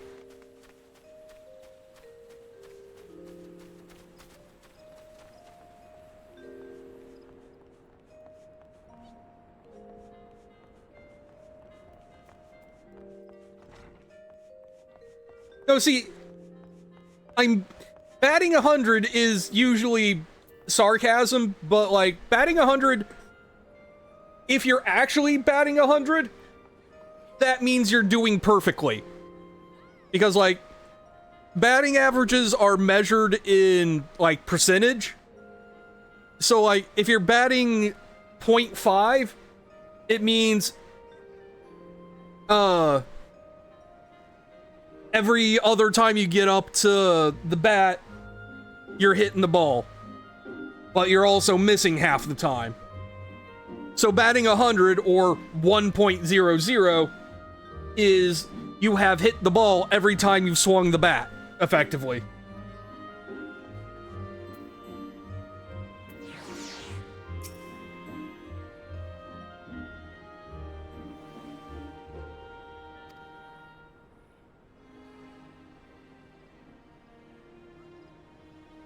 But yeah, it's just batting 100 is usually more sarcastic at this point.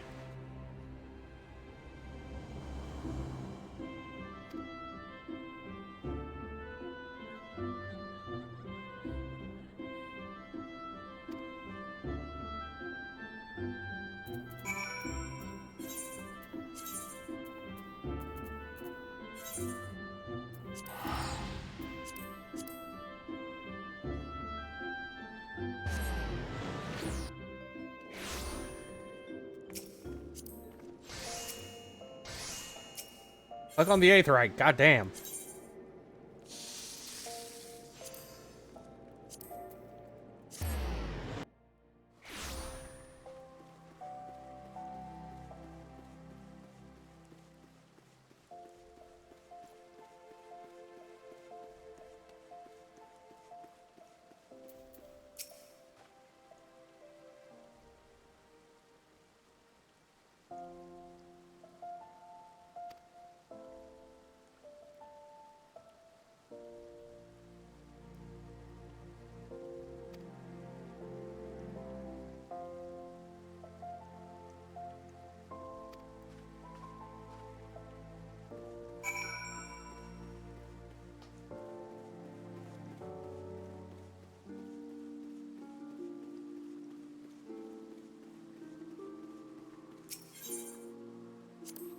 Okay.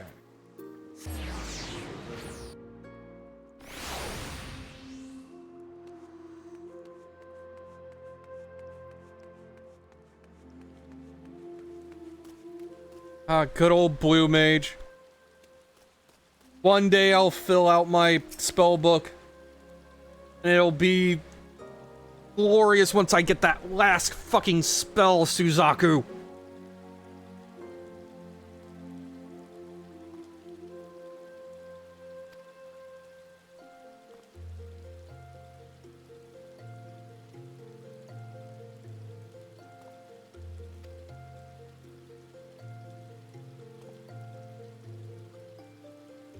Not all the rich in Ul'dah are potats.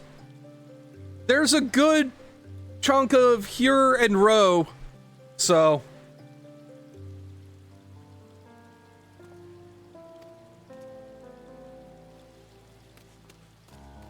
I never forget, fucking Godbert Manderville is on the Syndicate.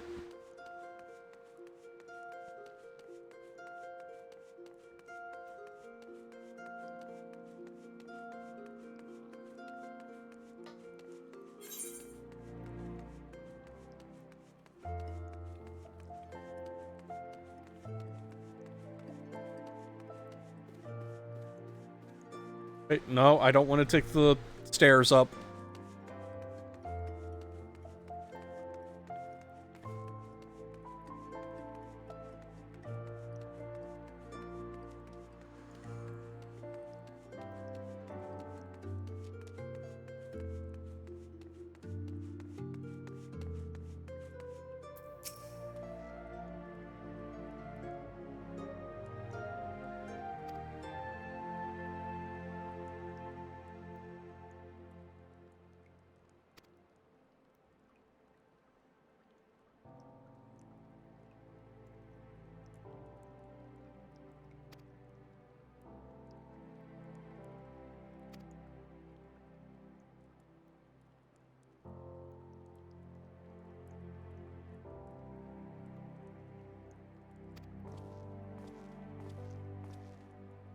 So, that's 3 recruits we got.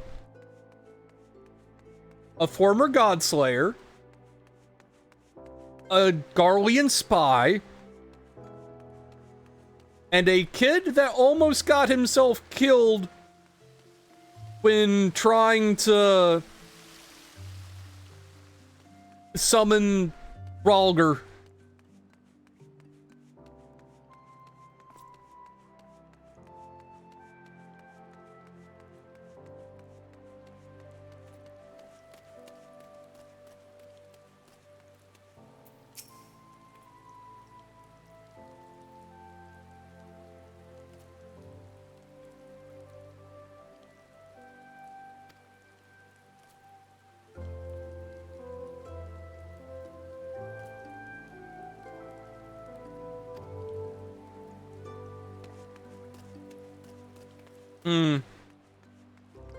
Wonder what he meant by, you know, corrupt coin. Well, anyway.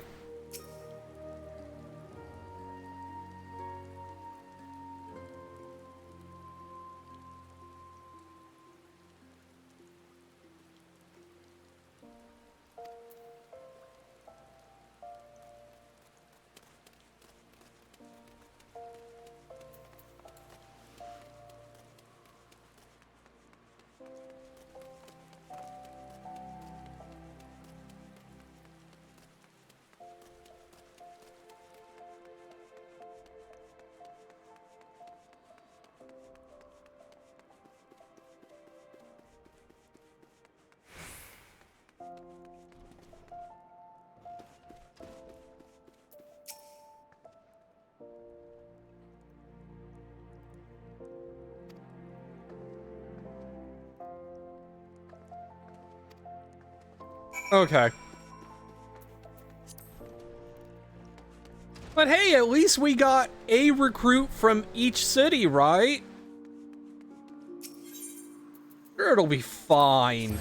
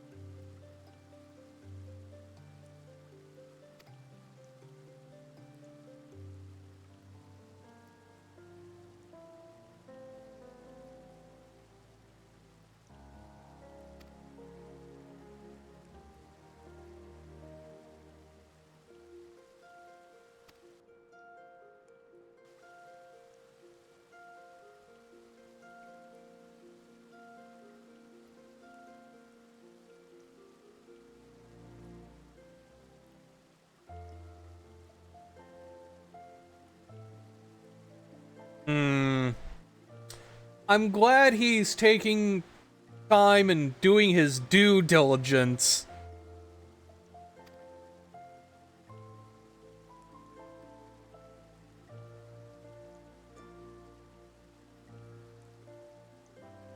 Foreshadowing is a literary device in which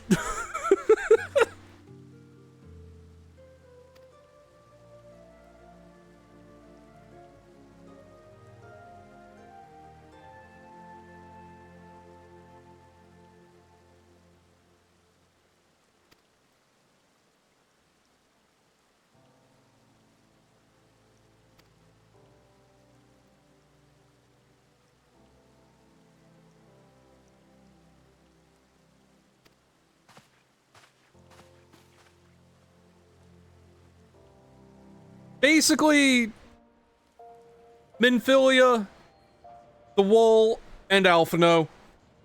That's the we.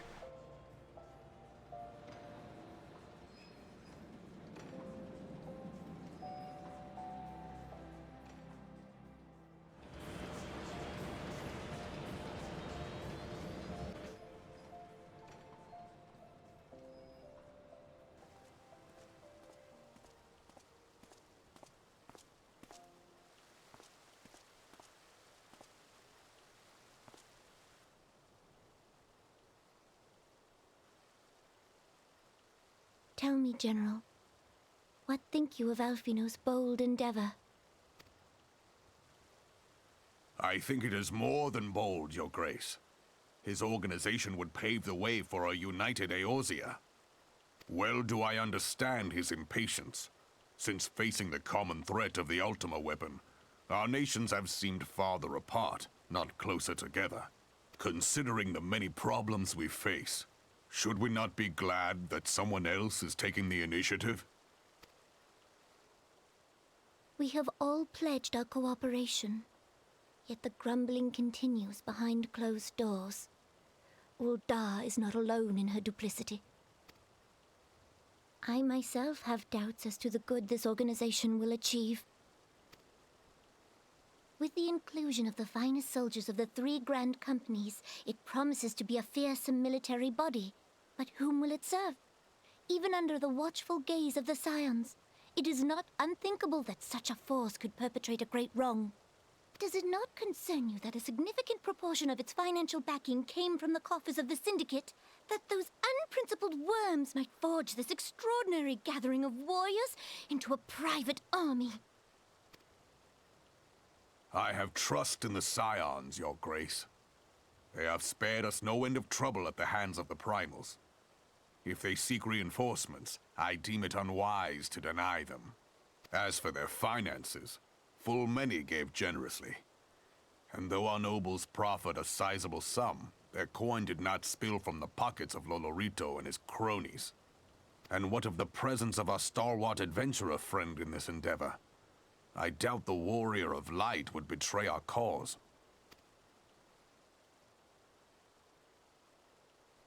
Yes, there is that, I suppose. Yet I have known people to change. Whether we will or no, the events of the age hurl us this way and that, like a dust devil skipping across the sands. Cannot be done about Telechi? I have explored all avenues available to us, Your Grace. But as Ul'dah law now stands, we lack the evidence to convict him of any crime. To arrest him on spurious grounds would only play into his hands.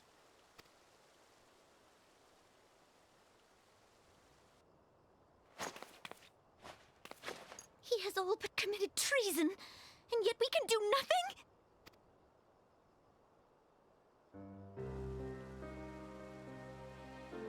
Then what good our government? What worth the royal house? How deplorable this mockery of justice!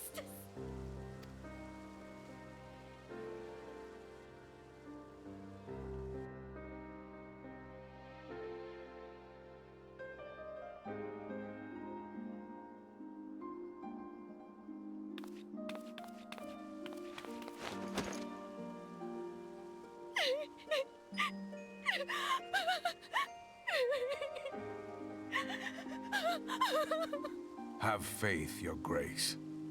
It is not over.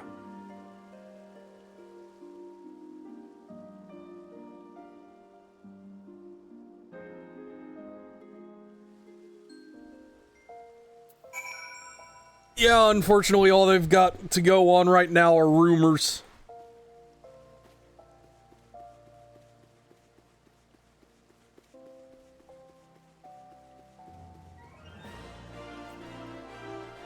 Oh yeah, no, they're great. Wait, back to the Rising Stone, Stirp.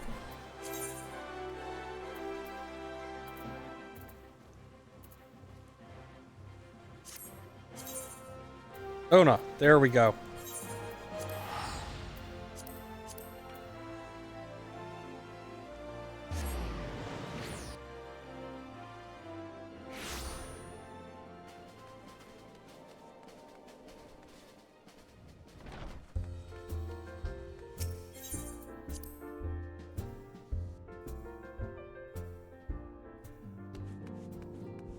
Oh yeah, like, Raubon is effectively the dad that Nanamo never got to know.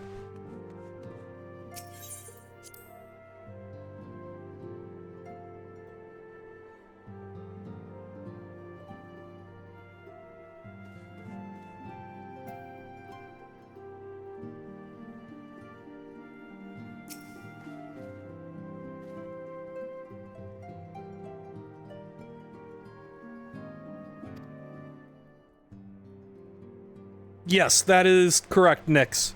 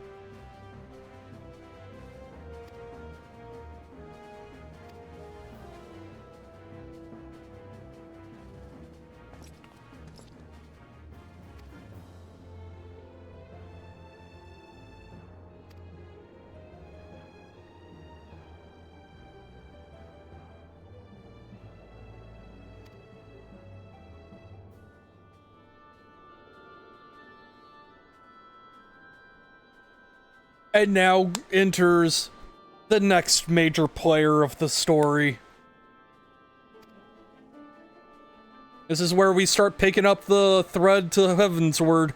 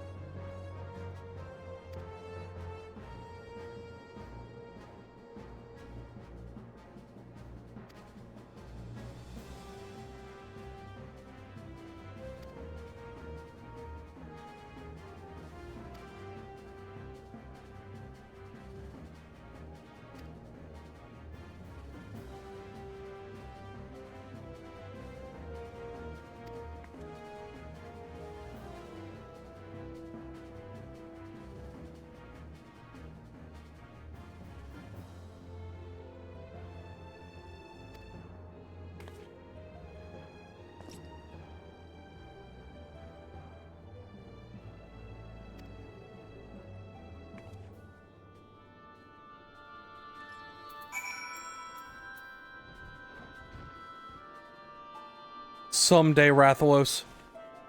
Someday.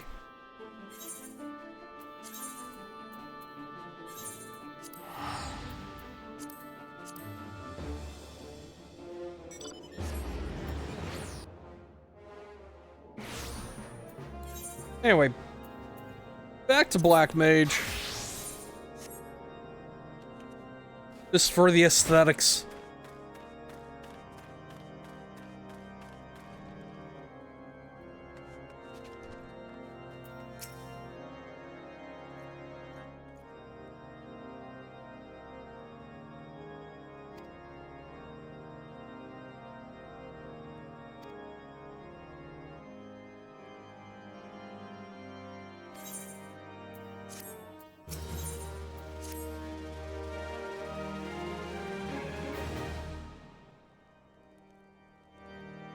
Of course he is. The incident with the new frontier hands? No, you need not elaborate. I have been following their progress with no small amount of interest. Brave men and women all. They do our nation a great service. The existence of a fortified outpost in Mordona will do much to dissuade the Empire from trespassing on Kurthus soil. Right glad am I that you have chosen to lend your support to this endeavor. Never let it be said that House Fortom does not acknowledge the efforts of her allies, or her debts. 'Twas in the spirit of gratitude that I arranged for sundry supplies to be delivered to Revenant's Toll. That the shipment should chance to be waylaid by heretics is poor fortune indeed.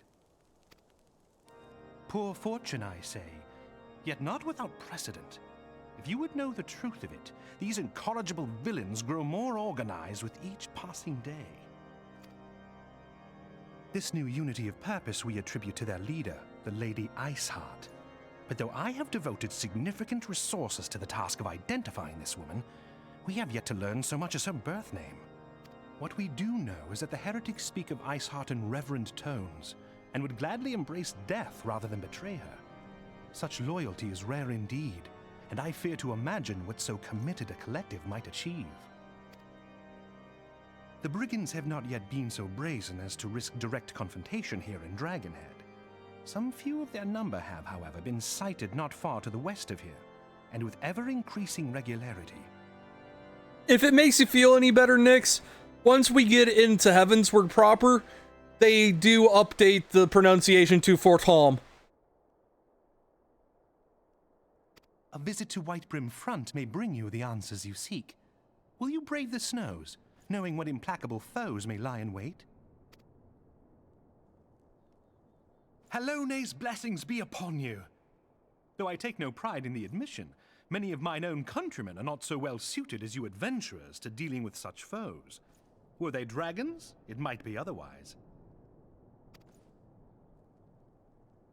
And yeah, it is Halone. I could not wish for a finer ally. You have done much for my house in the past, and I have no doubt but that I shall have cause to celebrate your deeds again ere long. Should you learn aught of value, pray return to me forthwith. A warm hearth and a warmer welcome shall be waiting for you.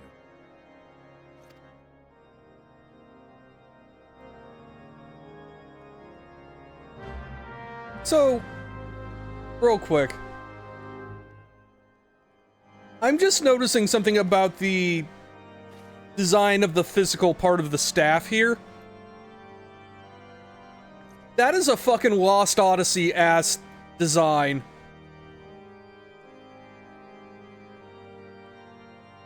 Like, if you look up what staves look like in Lost Odyssey, you'll see what I mean.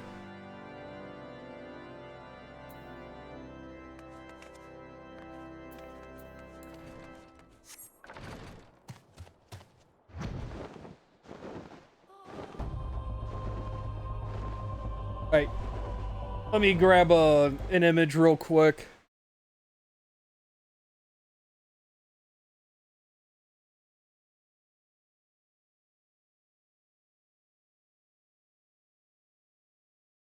Let's see. Where's a good example?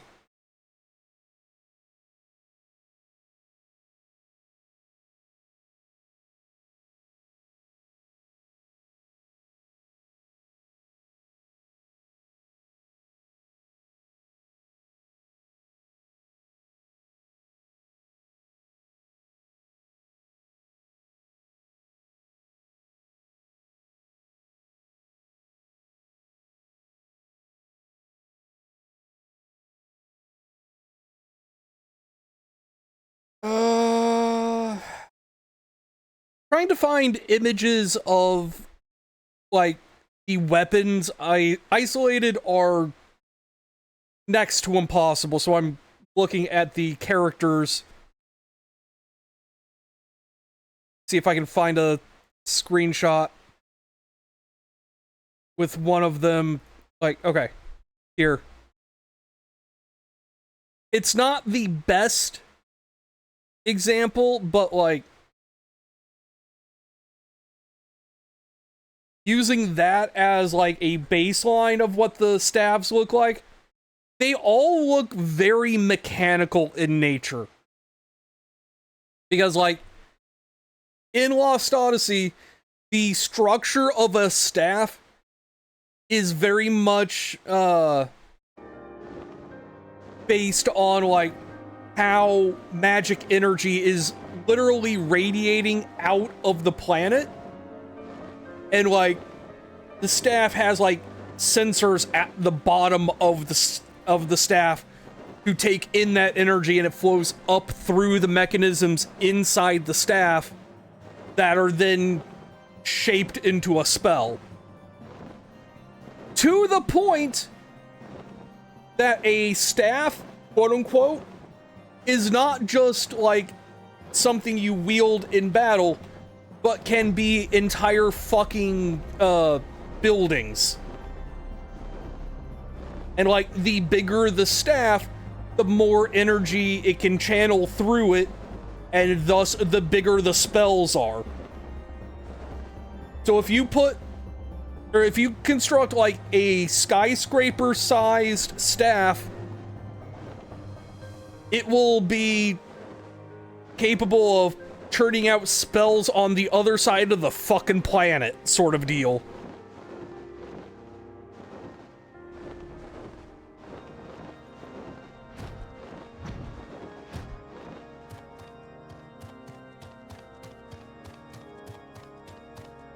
Like, just having all the little, like, gauges and doodads on the side just really made me think of Lost Odyssey there.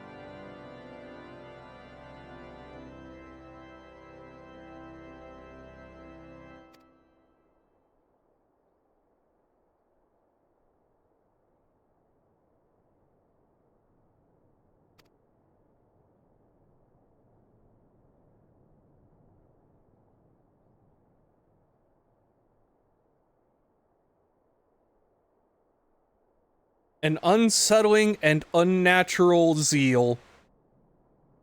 Where have we heard that before?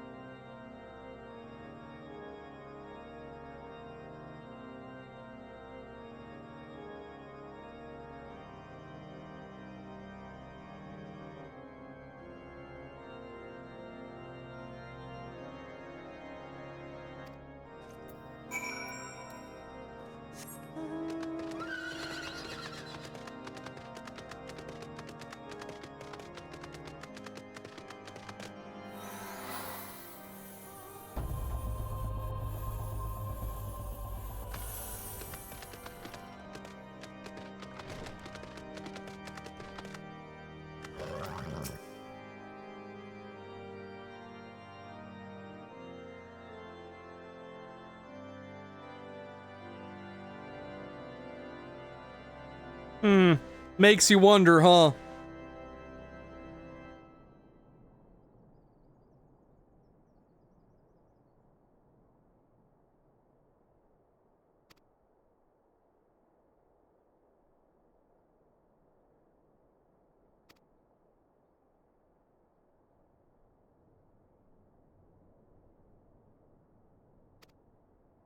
Almost wrote tampering.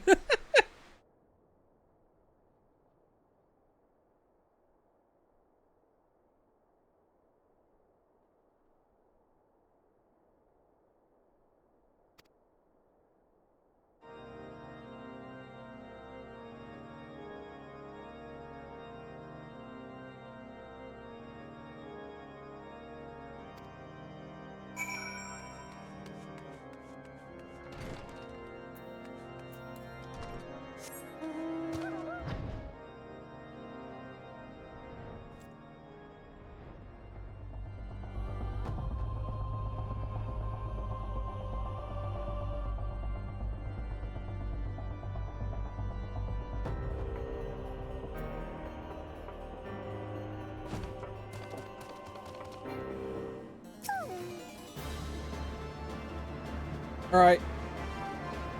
Come on. Group up. No, you come back here with the mage.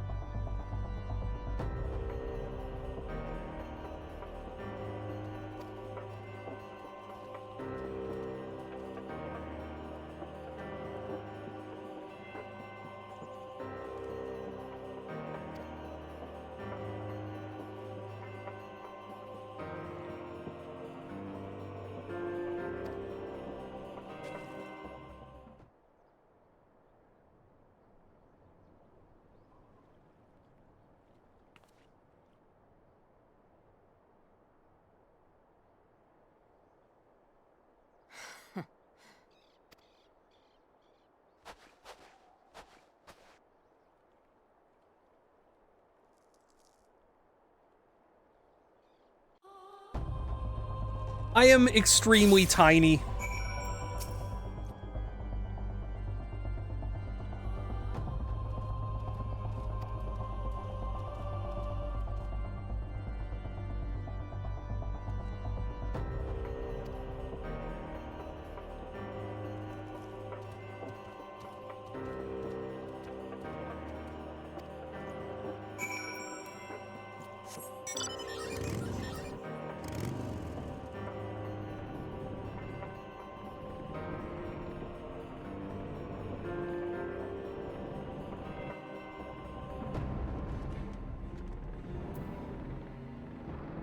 That was a crocodile.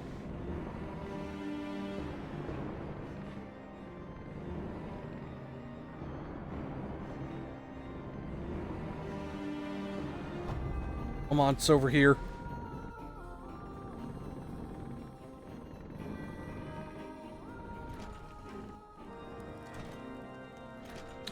Oh, that's not the entrance. Okay, here we go.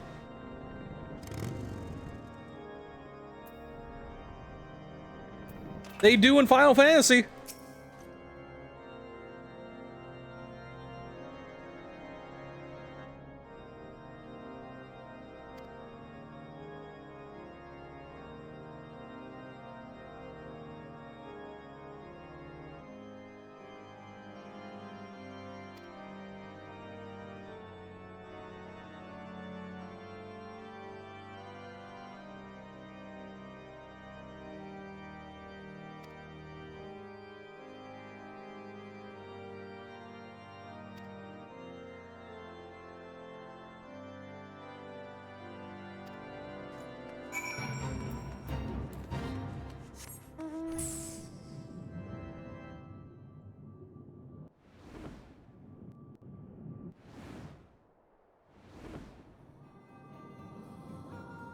I'm going the wrong way.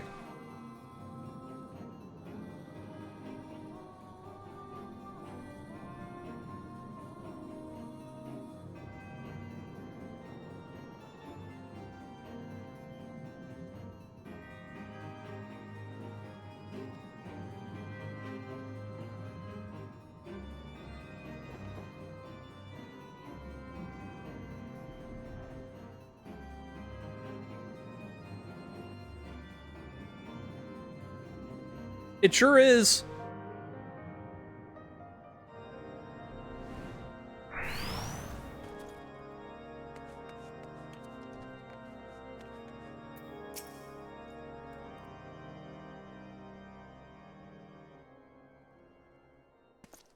Your return is most timely.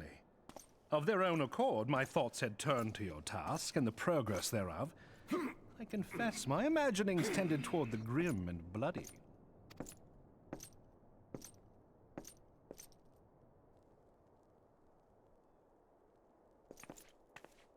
But you are here now, and I suspect such frivolous wonderings do little justice to the reality of your travails. Tell me, what did you learn of Iceheart?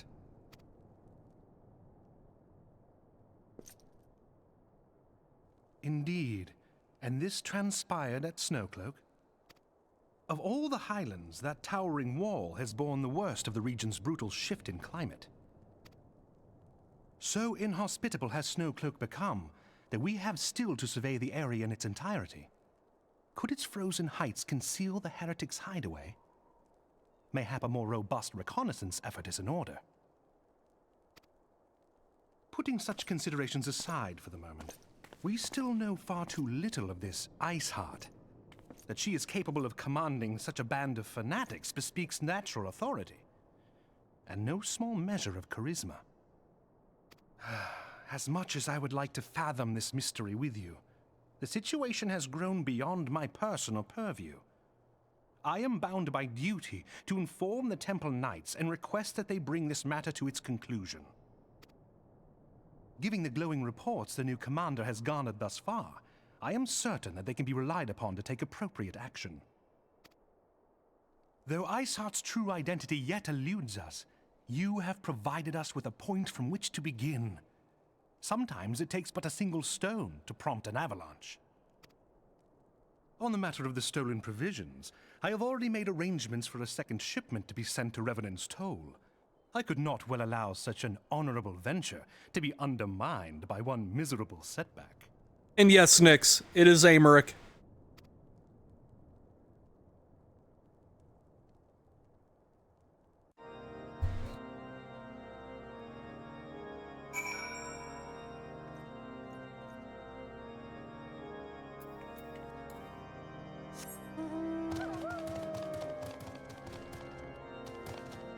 Oh, right. Back to Mordona.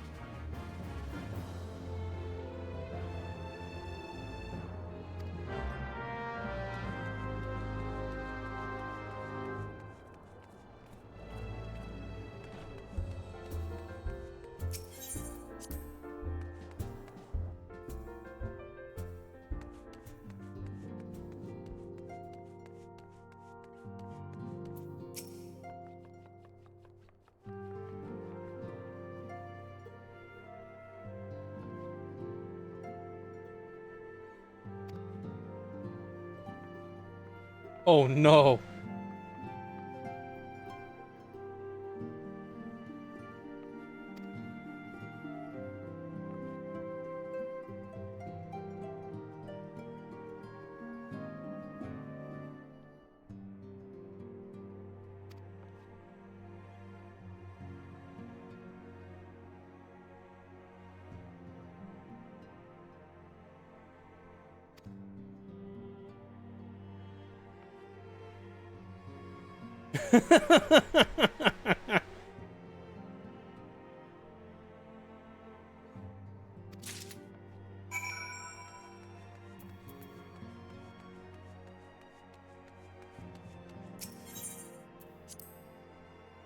You know what, Tora? Send it to me. I haven't seen it yet.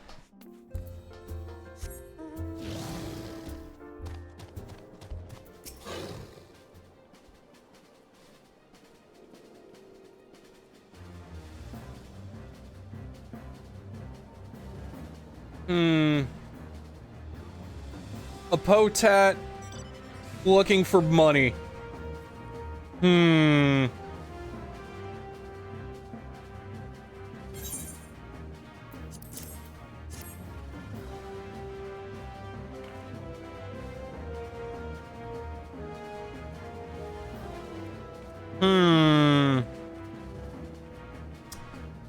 He seems rather mercenary.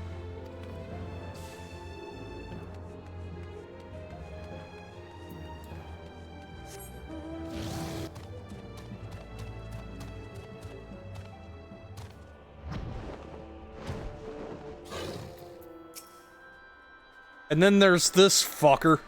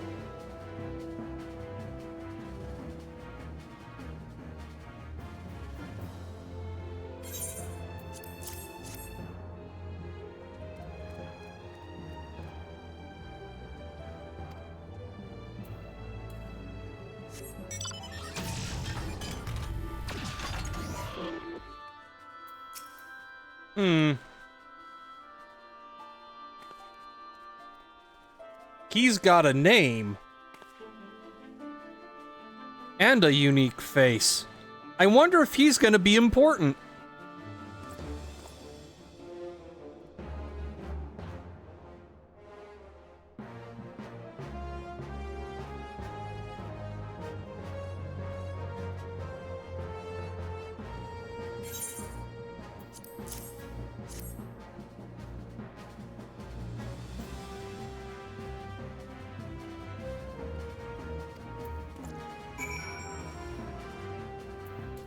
I mean, if he's not that important, giving him a unique name and face seems a little sloppy.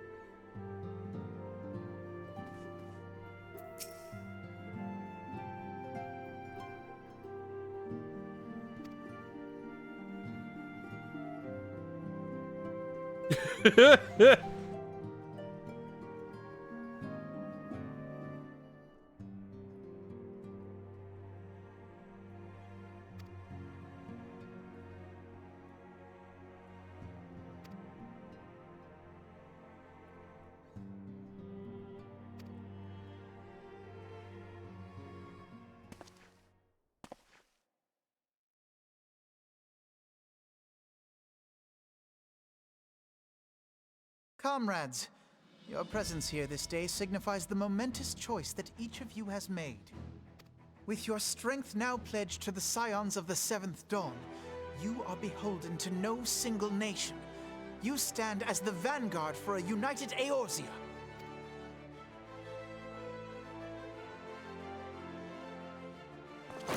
From this moment forth, I declare you Crystal Braves. Let us mend this fractured realm and face our enemies as one. Whether it be the Beastmen and their primals, or the conflict in Carteneau, it is plain that the nations of Eorzea cannot solve the problems which plague the realm. Thus does it fall to some few heroic souls to succeed where they have failed. Come! Take your place at the Scion's side as guardians of Eorzea, and together we shall fight for the freedom of all! For the freedom of all!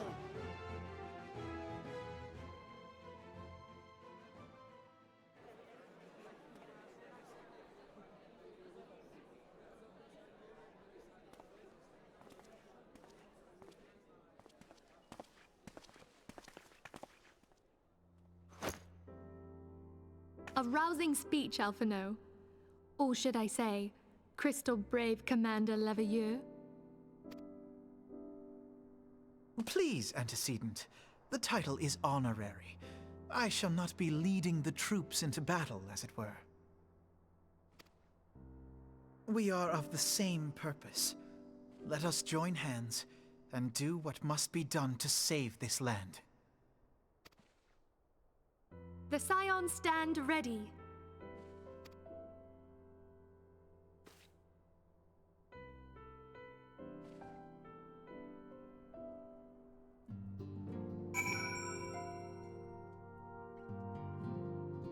Okay. Turn this in. I'm eager to see what the Crystal Braves might accomplish. This shall prove an interesting time indeed for the Scions. Yes, I'm listening. So our worst fears are confirmed. The entire Isle. Such power defies comprehension. Truly? Kryl is alive? Thank the 12. I see. Pray, inform me if her condition changes. Yes, I shall pass on your words to Urianger. My thanks. I shall contact you anon. When I learned of the loss of the Isle of Val, I dared not hope that my friend had survived.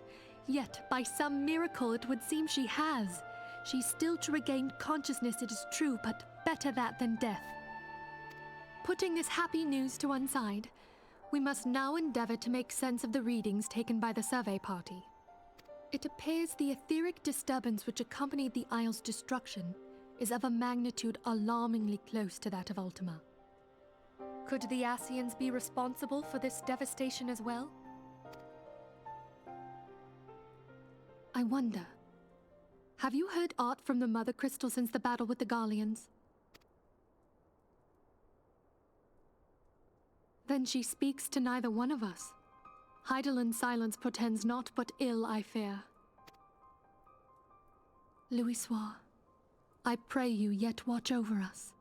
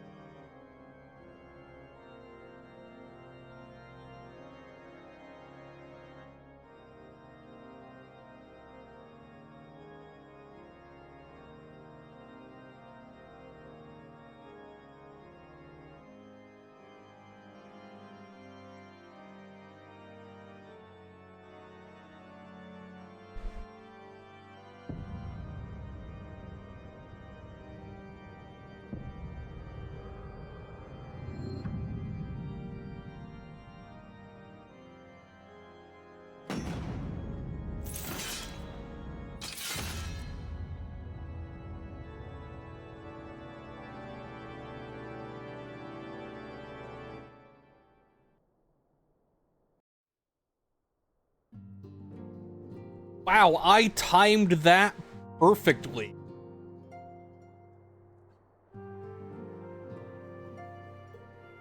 I feel like that's the perfect place to pause for tonight, then. But yeah, I believe that was when Heavensward was first announced, effectively. So...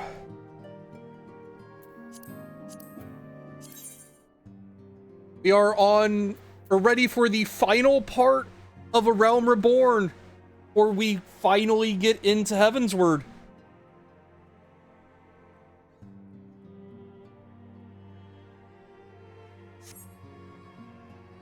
But that'll be next time. So for tonight, let us hit up Twitch and see who's live that we can raid into.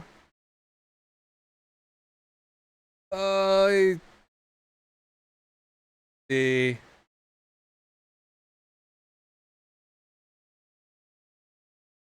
I'll send you all over to Maniacal's doing some great Ace Attorney.